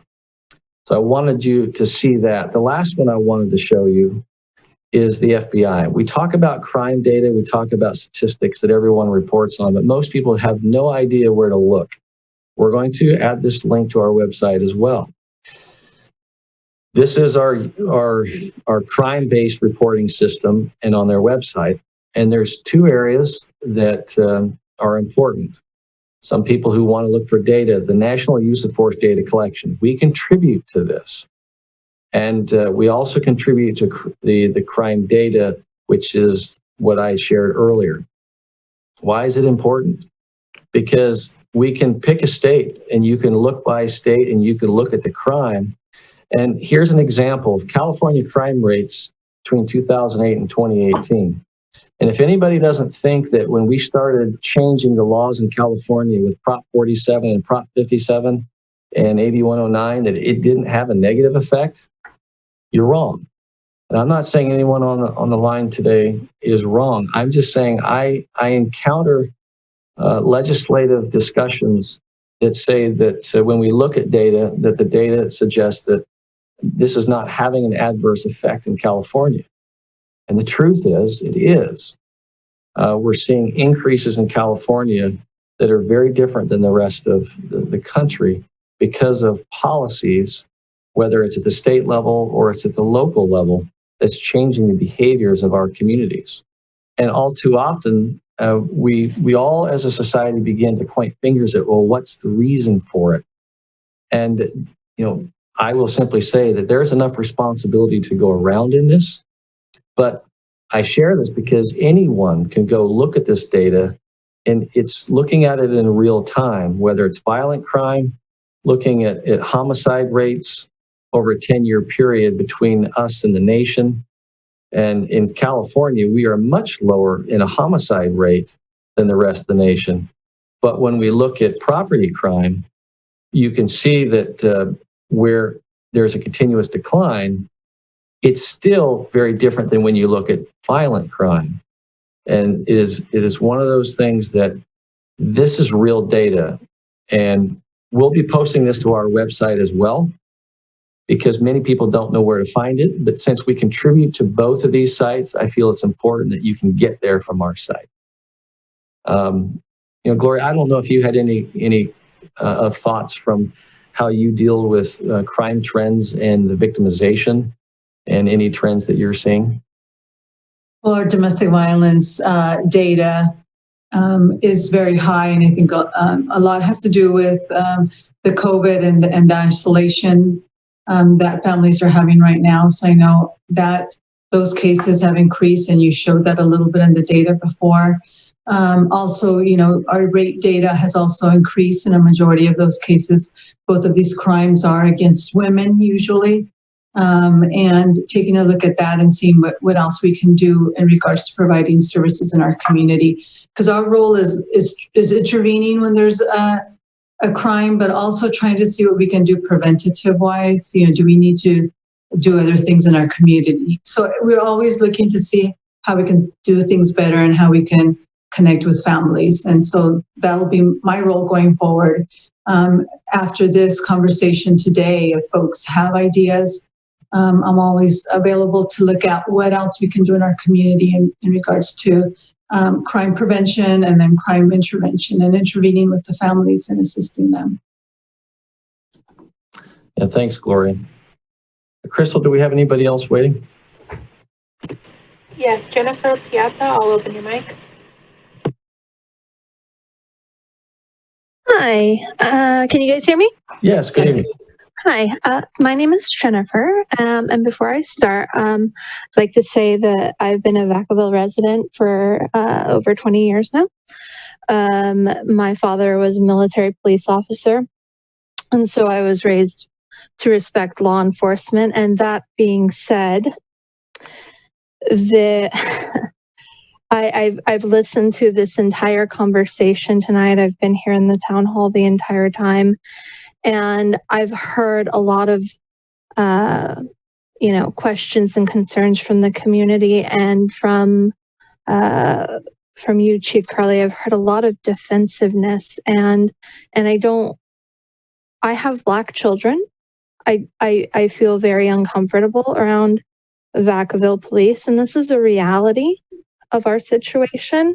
And I really feel like it takes absolutely nothing for you to commit to self-reflection and looking at, how your implicit bias and the police's implicit bias may contribute to the feelings of people in this town. And I know that I speak for a number of others when I say that I'm not the only one who feels this way.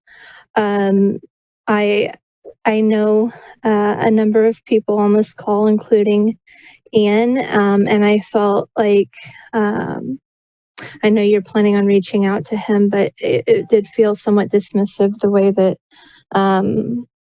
he was responded to. I also want to say that I've heard a lot of you putting the onus on citizens and on the community to comply and to reach out to you. And my challenge and request to you is to do the same and to listen to the people who are talking here tonight and who are raising concerns, because I think that there's been a lot of very valid points that have been raised, and I don't, and again, it costs absolutely nothing to be self-reflective.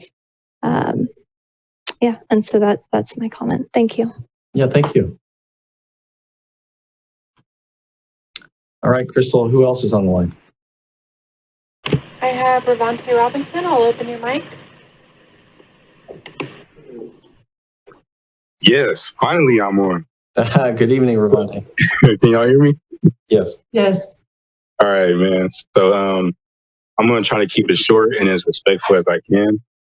But I've been on the call listening a lot tonight, and I don't know if you've been doing it purposely, but I feel like you've been spending a lot of time gaslighting the community. And I also feel that you have been preaching a lot of a comply or die type sentiment. And another thing that I want to say is that as a citizen, 28% rape clearance and a 67% murder clearance is not really, it doesn't really make me feel like things, it doesn't really make me feel safe. And so the question that I really want to pose to you is, do you honestly, sincerely expect that people, because a lot of them have been talking tonight, do you honestly expect that they would feel comfortable complaining, making a report against the police to the police who are going to investigate the police? That's my question. Well, I appreciate the question, Ravante. I used to sit in the Office of Professional Standards as I worked here, and I can tell you from my perspective that there was never a time that if I had to engage in an investigation and look at the behavior of the police, then that's something that we have to do. The previous caller talked about being self-reflective. I mean, I can say I'm self-reflective, and there's no way that anyone who chooses to believe me or disbelieve me is going to know whether I am or that I'm not. Those who know me would know that I am, and know that that is values that I espouse. And so I'm not saying it's an easy thing. There was two parts to what you were the questions. From a safety standpoint, last year there were 3 homicides, and so you correctly identify one of them is not solved. We're working to solve it. With that is about the highest clearance rate you're going to find around the country. But there's never a time when any homicide should occur, but it does. We live in a dangerous society. Hey, is it okay if I cut you off real quick? I just want to say something that's actually very important to this conversation. Sure. Yeah, absolutely. So, I believe that the 2019 homicide that hasn't been solved is Robert Edwards, and that was actually a friend of mine. I'm sorry to hear that. Like I said, we're working as best we can, given the facts and the circumstances. And obviously, I can't go into them openly because it's an open investigation. But there is no doubt in my life, in my experience here, and having worked homicide investigations in my earlier days and coming up through the ranks, the level of effort to solve major crimes here is unprecedented. And that doesn't convince anyone who's lost a loved one. But I know, at least from my perspective, the commitment is there to be as compassionate as we can and to leave no stone unturned if it means that we can solve the most significant crimes. That doesn't mean a crime that's a lower level crime. If there's a victim, can't take away how a victim feels, but what I can do is be very vigorous in our response to trying to solve it. And so I assure you that that's on the forefront and it is not a forgotten investigation here. Would you think that a healthcare professional might understand how a victim feels?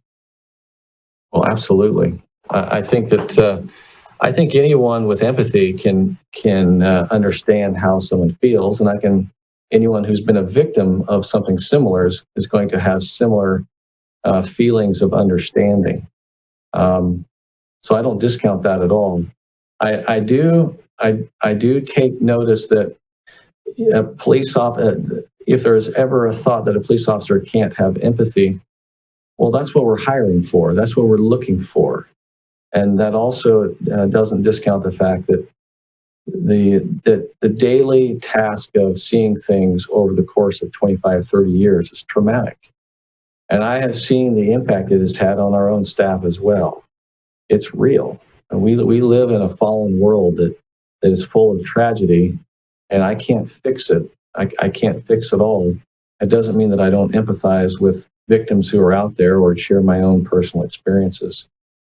So Ian, to your point, I absolutely believe that the more we can empathize with the victim, someone who's experienced something, would go a long way. Sometimes it isn't anything more than believing that you were treated with dignity and respect goes a long way. So, Gloria, did you have any other thoughts as we were having this discussion? Sure. Again, I think there was another question that Ravante also had. Ravante, what was that question? It was, do you feel that do you expect people to feel safe making a complaint about an incident they had with the police to the police who are going to investigate the police? Well, it's an interesting consideration. I know some cities might have a commission or an oversight that reviews all uses of force. A simple explanation on how any use of force is investigated or any complaint. So Vacaville may have been one of the first cities in the nation to implement body-worn cameras. And the reason why that's important is it doesn't tell the whole story, but it does give context to any criminal investigation or any conduct of an experience that a person might have when they're stopped, or any encounter where they feel that maybe that they were mistreated. So even as it goes with a use of force case or a simple traffic stop where someone feels like they were treated unfairly, that camera can be reviewed. And that's why we have cameras in all the cars and we have cameras with all the officers. And everything is automatic. Everything's uploaded so that it can be part of any criminal case or it can be part of any internal review. We've been doing that for 10 years. And yes, there are agencies that still don't have them. But that's something that I saw early on, is how can we improve the profession and how can we provide a greater level of transparency? To your point, if you're investigating your own, well, how can you be assured that you're getting a fair representation of what that looks like? So again, that usually will always follow a case, and that, like I said, is a requirement in our policy. And so there shouldn't be a discrepancy on that. Was it that way 10 years ago? No, but that's why we implemented it. And it's evolved into a very robust system that we have today, so that all of our evidence from, we use Axon, is uploaded, and it goes into a portal that is used for the criminal justice system, but it's also used internally. So it may not answer all of your question, but it does go to the essence of what our attempt is to be as rigorous as we possibly can in looking at any complaint that comes our way, and not to turn a blind eye to the perception that somebody might have on a traffic stop. I can tell you that came from my experience in professional standards. It's a lot easier to pull a video and discuss a traffic stop with someone, and sometimes it's simply answering a question of policy or procedure. And if there's ways that we can improve, that's the goal, is to be able to infuse that into a learning system of being able to constantly improve what we're doing. So again, that's why I say we're in 2020, and there's never been a more advanced time in using technology and having policies and protocols in place to ensure the safeguard that when we are out there, knowing that there is authority over the public, that we don't take that for granted. And that's a very important element of our department. Thanks, Ravante. Crystal, do we have anybody else on the line? We do. D. Knox, I'll open your mic. Hi, can you hear me? Yes. Okay. Sorry, give me 1 second. I've been just listening. Okay, so first I want to say thank you for giving everybody a chance to talk. I kind of going to backtrack to the beginning topic of this conversation. I've been a resident in Vacaville since I was a baby, and I can tell you right now that racism is absolutely prevalent and an absolute force in this city. Okay, we organized a peaceful protest and got threats, literal threats. We are kids, college kids, high school kids, concerned about our community, wanting to exercise our First Amendment right. And we have grown adults who happen to be the parents of the kids we go to school with, threatening us and taunting us and mocking us. And to say that you kept the group under control or prevented any kind of violence is funny, because I was there and I prevented the violence. But anyways, you are talking a lot about how there's a racial divide or racial disparity. It is systemic racism, tainting our housing systems, tainting education, the fact that we learn skewed history in class. And I could give you examples, but I only have 3 minutes. And my problem is, you want me to trust you, but the police have never publicly came out and stood against police brutality or stood against racial profiling. I have spoken to a Vacaville officer in 2017, and he looked me in the face and justified racial profiling, claiming that it works. He justified a man being shot 13 times. I'm not going to name him, but as a senior in high school facing the 2016 election, it was a scary moment in my life to take the opportunity to talk to an officer for 2 hours and get nowhere. It's horrifying. So to hear you say that you hear us, but you don't really feel us, it's really concerning. I have a Black family, and I'm telling you right now, if you as a police department don't come and take a stand with us against police brutality. Yes, I live in Vacaville. Yes, I live in California, and things are kind of okay, but I also live in the United States, and people that look like me and my family are being murdered by people that look like you. And when I speak to police officers like you, they mirror the people on Facebook and Twitter and Instagram attacking me and justifying these things. So I just want you to understand the urgency of our concerns. I sat in this meeting for quite a bit of time, and I just wanted to get that off my chest. And it's not really a question, I suppose, but I guess it's really an ultimatum. You're either with us or you are not. Thank you. Thank you for for your bearing with us in this. It does seem to be getting into the later hour here, and I know there's just a few more callers left. Sure wish that we had the time to be face to face in a room, because technology doesn't replace what real relationship looks like. And I suppose I need to share some thoughts as a leader in this organization, in this community, and on best practices.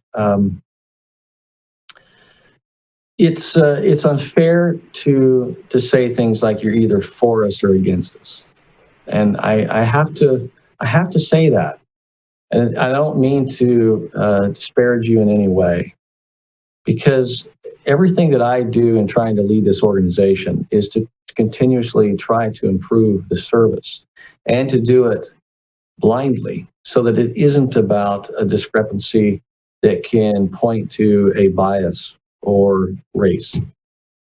I understand implicit bias. I understand that we all have it, and I understand how we train to ensure that that doesn't get infused. I can't take away the experiences that you or anyone else has had. I can tell you from the protest perspective, if you stepped in and you had to intercede for somebody that was making incendiary comments, look, none of us are blind to what we're seeing across America. And whether it's in Georgia or Kentucky or any other city, you're right, it's here. And it was out there on the streets in front of City Hall. And while there could be individuals that were there for all the right reasons, there's also going to be those who are stuck in a belief that is very similar to that. You're either for us or against us. I often will say publicly, and I'll ask questions of students and even adults, do you think in 2020 that we've broadened our thinking, given all the access to the internet and the information age? And a lot of times people will say, yeah, it's amazing. I mean, just think of how much knowledge we have. And usually in a few minutes, there's somebody that says, no, I don't think so. And that's the person that I'm trying to call out to have the dialogue here. Because we're stuck in this world of hashtags, symbols, and sound bites. And I have chosen in my life to try and express myself in words. And sometimes there's not enough time to do that. And it's your right and other people's rights to demonstrate, to have your voice heard. On a particular day of a demonstration, it's not my position to be standing out there protesting. It's my responsibility to ensure that that right is protected. Now, when I'm not at work, I can have dialogue with a lot of people about a lot of things. And what I do see is there's a lot of nasty things on social media. And it really does begin to show the underpinnings of our society. And it doesn't mean that it may be any worse today than it was 10 years ago. It's just that it's more exposed. And for that, in as much as it's easy to look at law enforcement and say, we got to do better than this. But I would say law enforcement is doing everything it can to strive to be better. But if there is no space to allow that conversation to occur, to even acknowledge or accept that it's occurring, then it becomes a futile dialogue. Because, whether it's a hashtag, and whether it's in social media or the media, and it's discussing the issues of whether it's Blue Lives Matter, Black Lives Matter, All Lives Matter, people get fired over having these conversations. And it just goes to the point that we can no longer have civil discourse in America.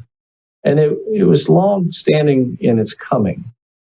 But 4 years ago, I said those same words to Barack Obama in the White House. And I thought to myself, why am I there?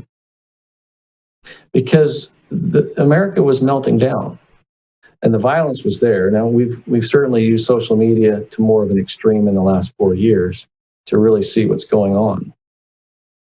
But I was there because of not what was wrong in America, and I can't fix it all. But as the chief of police, I at least knew what I could do and do my very best to ensure and safeguard this city and employ best practices. And that isn't always an easy thing to do. But, we've reduced everything from a three-dimensional world down to 6-second sound bites and headlines and hashtags and just vile things on social media. And you're absolutely right. There's no place for it. And so for that, oh yeah, I'll call that out. People need to really consider what they feel and how they believe it. And if I felt that I saw that in my own department, you bet I'd call that out. And there's just no place for it. There's no place for it in policing.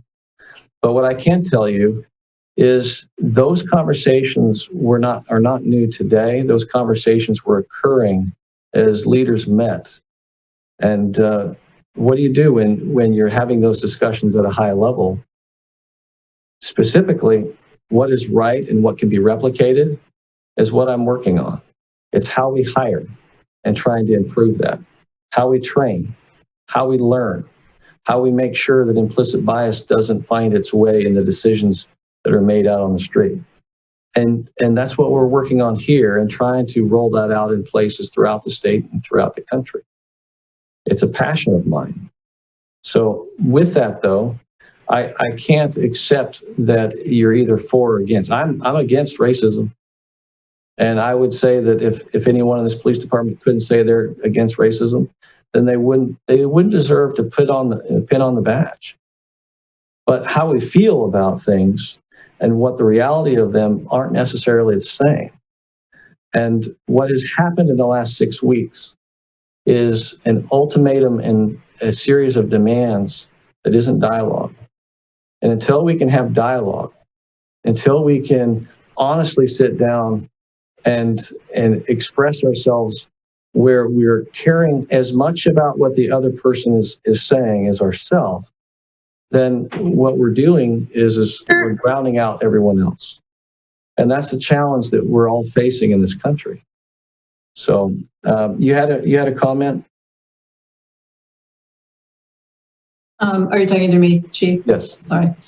It is very sad what's happening in our community, and it does make me, reflective, but also knowing that everybody has a responsibility, and I have a responsibility as well to be able to, when comments are made and racism is present, that I have a personal responsibility to say something and act on it. And I think, as an organization moving forward, we have to take a look at that piece of it as well. And we've talked about it. And I think that's really important. And that's the first step, right? So it is really sad what's going on in the community. It just breaks my heart.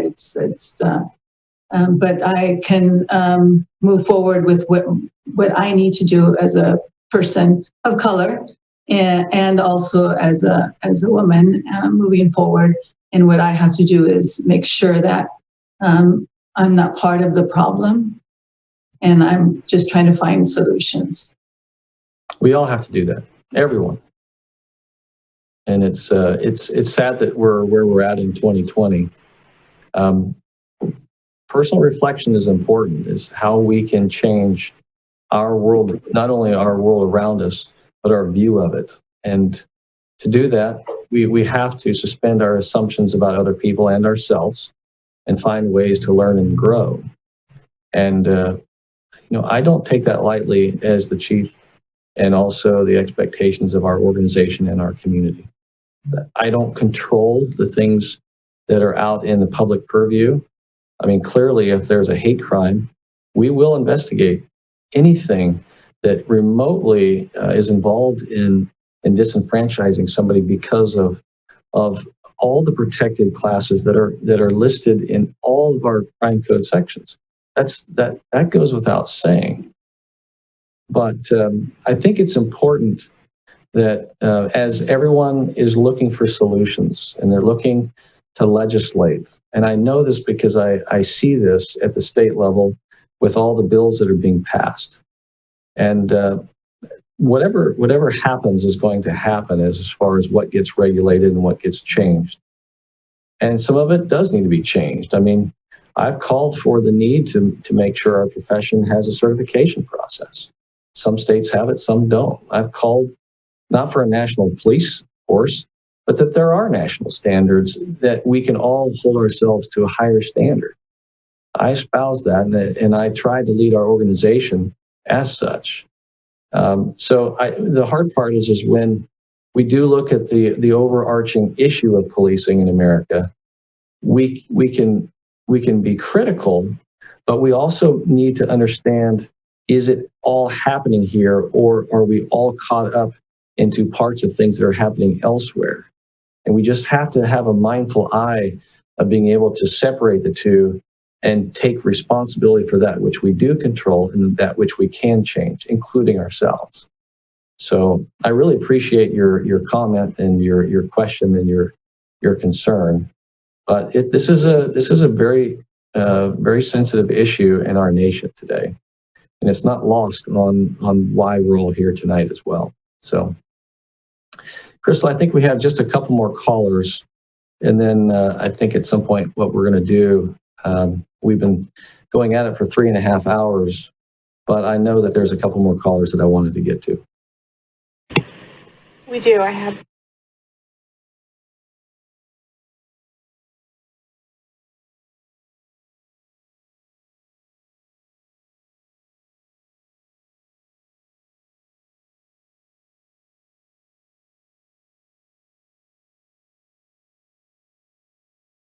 A lot to say, and I grew up in Los Angeles, and my family is Black. I witnessed a lot of discrimination and police brutality often.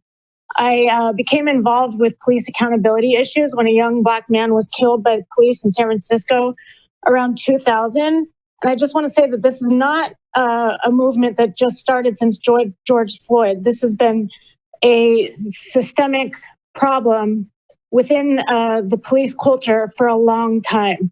I led a police reform campaign with the ACLU in San Francisco and passed a ballot measure that was approved by the voters to create more police oversight in San Francisco. I also worked collaboratively with the police chief in San Francisco for a 21st century policing plan that was created by President Obama, but it was blocked by the police unions. I emailed you detailed questions that can't be addressed tonight, but the bottom line is, will you support an independent citizens oversight board? And how will you work with the police union to get this done, since they typically block these type of efforts? And then finally, I just want to thank Gloria for all of your work. I think the FRCs are completely underfunded, and I think all of the programs that you do are amazing, and I think they can be built upon if we can restructure the police budget. But if you could please answer my question about whether you would support an independent citizens oversight board, I'd appreciate that. Sure.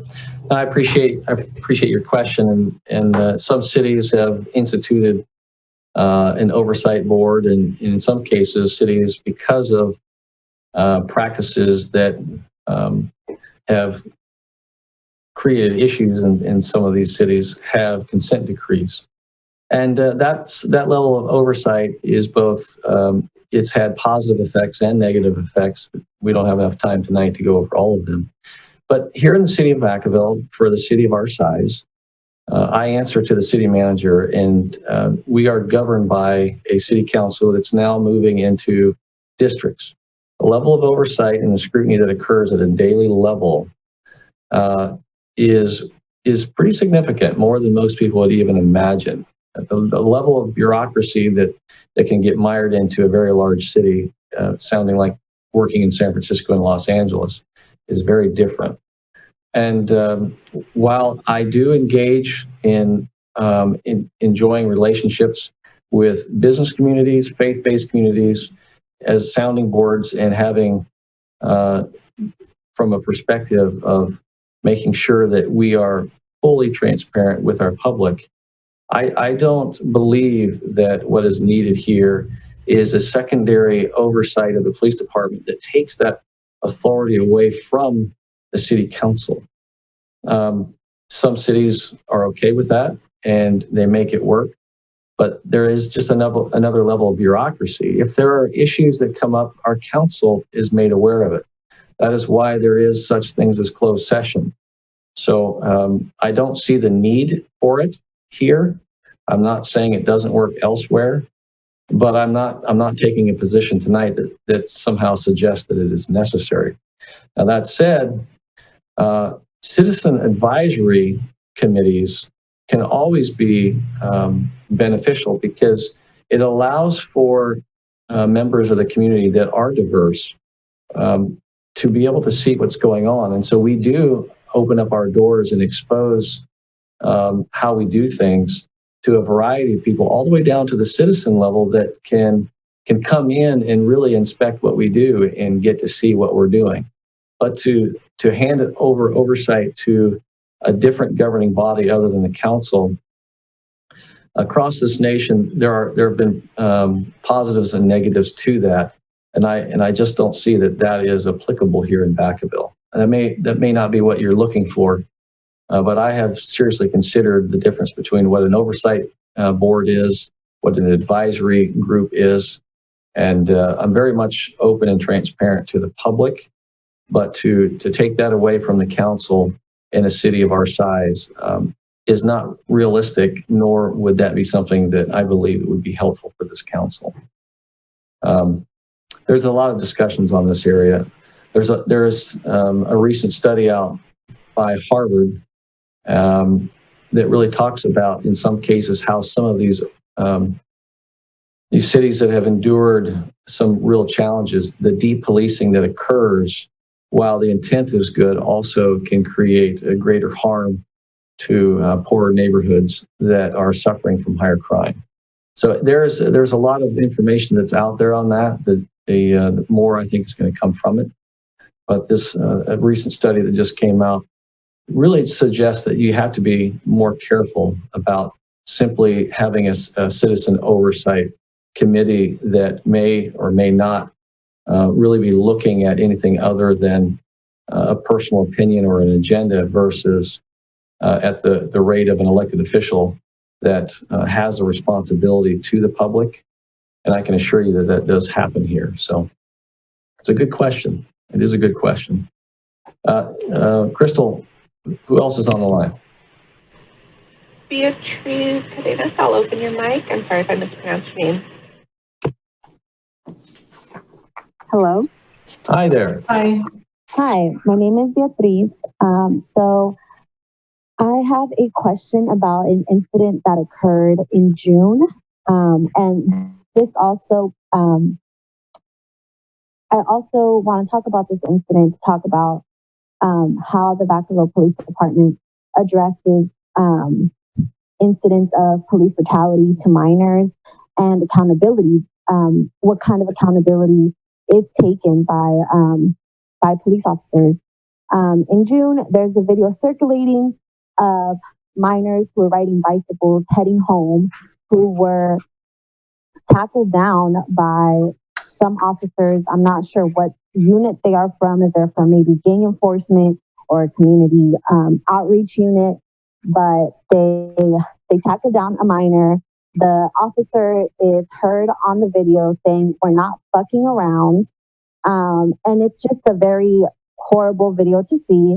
And I want to know what kind of, if you are aware of this incident, what kind of accountability was taken? Were those officers, was this incident addressed with those officers? Was this incident addressed with the victims, with the minors? That's my question. Another question is also, will this town hall, is this town hall being recorded, and will it be posted to a public forum, like the police department's Facebook page, where it can be later accessed? Crystal, can you answer that latter question before I jump back into her question? Sorry, can you repeat that for me? It was about whether this is being recorded for later Yes, day. we are recording this, and it is going out on channel 26 and also on YouTube. It should be available on the city's YouTube channel. Thank you. Yes. So as far as the, I think you're referring to an incident where there was there were some kids that were out after a curfew. I don't think many people are aware of it, but that happens to be a week where we saw an unprecedented amount of attempts of violence in Vacaville. It's there's a lot of discussions as we're seeing around the state and the nation. But one thing's for certain, people need to understand what happened in Vacaville. It is unprecedented. The night before that incident occurred, there was an onslaught of violence targeted for Vacaville. And I know that because this is the intelligence report that is fairly thick of information, including FBI intelligence, of the intent to destroy the city. And that's the reason why there ended up being a curfew in place the nights that followed, including the night that those teenagers, not anywhere near their home, not anywhere near where they should be if they were supposed to be at home, but exactly where the target and nearby was going to be for any of the looting and destruction that was going to take place. So the reason for the stop and detention was very valid during that time. And while I can never condone, and I never do condone, the use of foul language, those kinds of situations don't add to the professionalism. I understand that. But what I also know is within a very short period of time, we took more guns off the street of those that would either choose to protect themselves while they were looting or destroying the city, and or potentially use it against officers of the city. And I don't make any excuses for that. In fact, the fact that I have officers that were injured because people are reaching for guns, if you don't comply with an order at a time where it's extremely heightened awareness of violence all throughout this nation and definitely throughout Northern California, including Vacaville, there's very little room for discretion, and that there will potentially be force used to stop any movement that can happen in just a matter of seconds. And what you don't know is whether somebody wants to believe it or not. You don't get to reach for things if an officer's telling you not to reach for things. In one night, 21 guns taken off people as they came into our city. 21. We had more calls for service and traffic stops in one shift than an entire month combined the previous month. It was as if it was a sleeper cell ready to take out this city. And we're not alone as far as it wasn't just our city. But make no mistake about it, its intent was to destroy. And we weren't going to let that happen. And so that's why the National Guard was called in, and that's why there was a curfew. And they had no business being there, and they weren't complying. And so it's unfortunate sometimes when we have to put hands on someone. It really is. But it comes at a cost when there isn't compliance. The law requires it. And it may seem as if the officers were very on edge. It's because they were. I myself was working that night. I came across individuals as we had them coming off the freeways ready to destroy the city. And they didn't, and we didn't allow it. But I too encountered people with guns on them. This is 2020. You want to talk about violence? An officer is injured every 10 or every 30 seconds in America. There's only 700,000 local municipal police officers in America. And 60,000 of them are injured every year. That's ridiculous. So if we're talking about violence, we have to talk about it on all sides. And there's no way that we're going to continue to be able to, as a society, move forward if we don't understand that there are rights, but it comes at a responsibility on all parts. And if there's one thing I would ask, and it's something that I wrote an article 4 years ago, it was compliance. And it was after I left the White House on how can we be better as a nation? And that's everyone. And I will tell you, law enforcement in general, it's untenable to continue to think that there's going to be perfection. It just isn't going to be there. And as much as we want it to be there, if we can't find common ground, if we can't understand, yes, we have come a long way, and yes, we have a long way to go. But what happened on those nights in June, I've never seen anything like it. And I can tell you one thing. I had an officer who works here who said, I can tell you what it's like.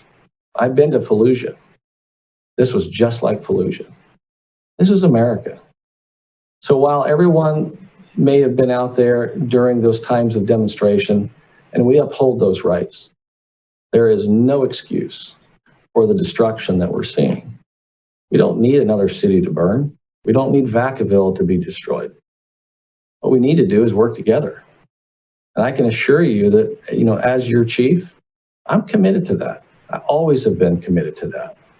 But I also know that the hardworking women and men of this department and so many agencies around this country, they don't stand for what happened to George Floyd. They don't. They understand that those just paint us all in a bad light. And I, for one, was disgusted when I saw it, and I knew immediately what was going to happen to this country. But if we can't find that common ground, good policies, not the abolishment of the police department or of so many things that are being called for, but really meaningful, responsible things that can make things better, I'm all for it. I've got a good team around me, and I've got a community that understands that. And I think of all the work that Gloria has been doing over the years of how we can innovate. So when we talk about, reforming the police, there's things that still need to be done.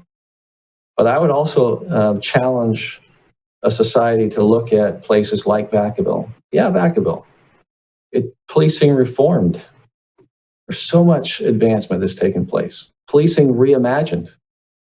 Yeah, it's happened here. The things that we've done that have been creative, and then we look elsewhere to find better ways to do things. And we'll continue to get better. But we'll only do it if we do it together. So I really do appreciate your call. I didn't mean to share so intimately, but I watched as we were under siege, and I have officers that are still out on injury from that night.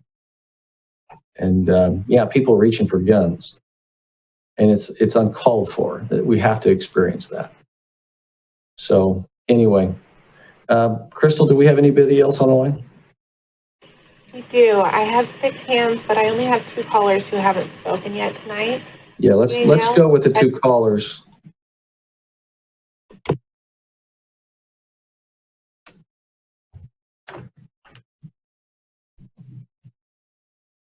Hi, can you hear me? Yes, hi. Hi, my name is Danielle Shea. I'm a teacher here in Vacaville. I lived in Vacaville my whole life. And when all of the unrest surrounding George Floyd, police brutality, started coming into the media, it made me start looking at my community more deeply. And one of the things that I was looking at was the city budget and police officer pay. And Chief Carley, I know that you said that the city council is ultimately responsible for police salary. But one thing that you, I believe, as a police chief are responsible for is your officers' overtime pay. And I'm not sure what overtime pay is, but that's listed separately on the itemized list that I'm looking at. What I want to know is how you can justify the astronomical amounts of overtime that some of your police officers receive in salary a year. When I look at it, it's just astounding to me that some of your officers are making $49,000 a year in overtime, $47,000, $51,000. These rates are higher than most teachers in the community make for their first few years of teaching. That is something I do believe that you have direct oversight over. Is that not correct? Absolutely. Thanks for the question. Sometimes there's a misunderstanding of what overtime is and what it isn't. An officer who goes to court because of the work that they do, it's not uncommon sometimes in one particular case that they may end up 4 or 5 different court hearings. And every one of those is on their own time, and they're compensated for that. That has nothing to do with their regular duty.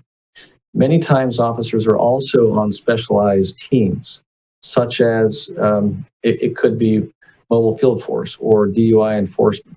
And so some of these things also are associated with service deliveries that are not during their regular scheduled hours. And some of that funding also is grant related. So not all of it comes from the general fund. It simply is as a response to whatever the mission is. And a lot of traffic enforcement does come from that. We do also a lot of mutual aid.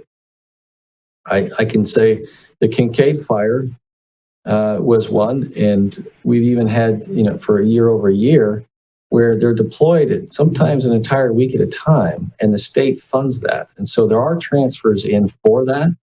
But remember, they're giving up of all their time as well. It is a time and a half, and it is vetted through a process. The one thing that I do look for is to make sure that they're not so engaged in working that there isn't enough time off for their own well-being. So in some cases, you're right, there will be times when some officers will have a much higher level of overtime, but there are hours that are accounted for that. And it's not simply because they can just come in and without any oversight that they're going to get paid that overtime rate or the number of hours.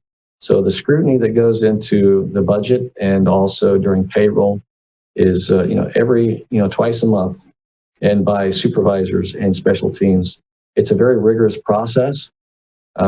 Many officers don't have a lot of overtime because the need to spend time personally is more important. But there isn't anything other than the safety aspect of too much work that I'm going to be able to step in and say, no, you can't do that, especially if it's mandated because of going to court. So it's a real complicated issue, but I will say that to some degree, it can be less expensive on budget when you find a kind of the delta between how many more officers do you need to hire that would offset the cost of overtime. And our council has audited this in the past, and the department has been audited to make sure that we're balancing what the rules are. And, how do you find the right amount of overtime in a budget versus do you start hiring more officers so that you don't have to have individual officers that in many times are overworked. So it's a good question. I appreciate the question. So thank you. And I think we've got one more question. Crystal. Yes. Destiny, you have not spoken yet tonight. Would you like to talk? Hi, thank you so much. I wanted to first wanted to say I understand completely where you're coming from when you talk about self-reflections, and in order for us to grow as a community, we have to kind of take a look within ourselves. And so it's great to hear you and Gloria talk about doing a lot of self-reflections. However, you need to ask your staff to do the same. The problem that we have, and I'm hearing a lot about it and we're kind of dancing around it, is in order for us to make a change, there has to be acknowledgement. And there really isn't no acknowledgement that there is racism and it's happening in our police department in Vacaville. So it would be great to acknowledge that, and we can't move forward without that acknowledgement. We can't even move in and talking about solutions until we talk about the fact that we have racism and in this police department. I know going back, you said something about in 2022, you guys will be checking racial disparities and reports. What are you guys doing now to check that? And then what are the consequences of an officer's racially profiling? And how do you plan ending racial profiling in Vacaville PD? Well, thank you for your question. I understand it comes from a position, I don't know if it comes from experience or that you're concerned that there is racial profiling that occurs in Vacaville. But let me be clear. I expect officers to go out each and every day. They put their lives on the line. They engage the public. I want them to be as professional as they possibly can. Our hiring process is vigorous when it looks at bias and any indication of whether or not there is racial tendencies that would be negatively reflected on anyone that has authority over anyone because of what law enforcement represents. Law enforcement does have power over people, and we can't take that lightly. And so sometimes even the inference that somehow an officer is racist or was racially profiling is, it has an undermining effect on authority. For us to have authority in a community has got to have public trust. So that trust has got to come at the expense of even the slightest discrepancy that causes people to think that somehow we're out there and the racial profiling is occurring. That is the reason why in California they enacted this. And I sat at the table with Dr. Weber about these issues and what it looked like. And interestingly enough, while there are inferences that are being made, the data is still early on. And so, yes, we won't know until 2022 what it looks like statewide. But I can't necessarily tell you without certainty that there isn't anyone that somehow has biases that could be negatively affecting their decisions in life. That's real. I mean, I sat with President Obama, who said he himself has biases and implicit bias. But what I can tell you is there's a difference between implicit bias and explicit bias in systemic racism. In a matter of 2 months, less than 2 months, we have stopped just looking at our police departments in general because of the national issue, and inferred that it must be here in Vacaville that there is systemic racism. Now, I ask people, what does it mean to say systemic racism? And so I guess I would have to ask you, when you say that, what do you mean? Because I come to work every day and I see hardworking people who are human, that are not perfect, that if they were to go out and racially profile, and that's the basis for them making traffic stops explicitly because of prejudice and racism, I'd fire them. You don't do that. But what they do is they profile. And that's the sad reality in our society is we have shortened this whole concept of using short words like profiling. Officers will go out each and every day and they will look for things that could be injurious to our community. And it could be just proactive work, because the reactive calls for service, an officer really doesn't really have discretion on. It could be an officer going into a minority neighborhood or vice versa. They got the call for service. And that's what the RIPA data is going to be looking at, is when there is discretion, are we seeing implicit bias play out?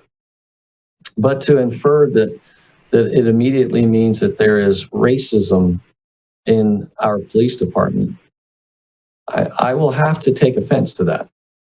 Because the fact that there is racism in America is an extreme word, but it's having all the biases of how we were raised and how we feel about things and people in our life.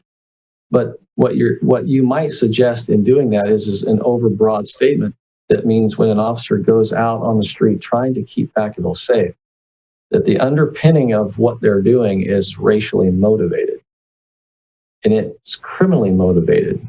Unfortunately, sometimes from the public's purview, it would be very, very difficult to discern. And I can't necessarily answer every question other than some of the things I've said earlier this evening. Over-policing a neighborhood may appear as if it's racial. I've investigated cases like that in the past. And sometimes how do you disprove something that you can't necessarily determine? Well, I can tell you one way is many cities look for this to see, are there patterns? And there is strong supervision here in the police department.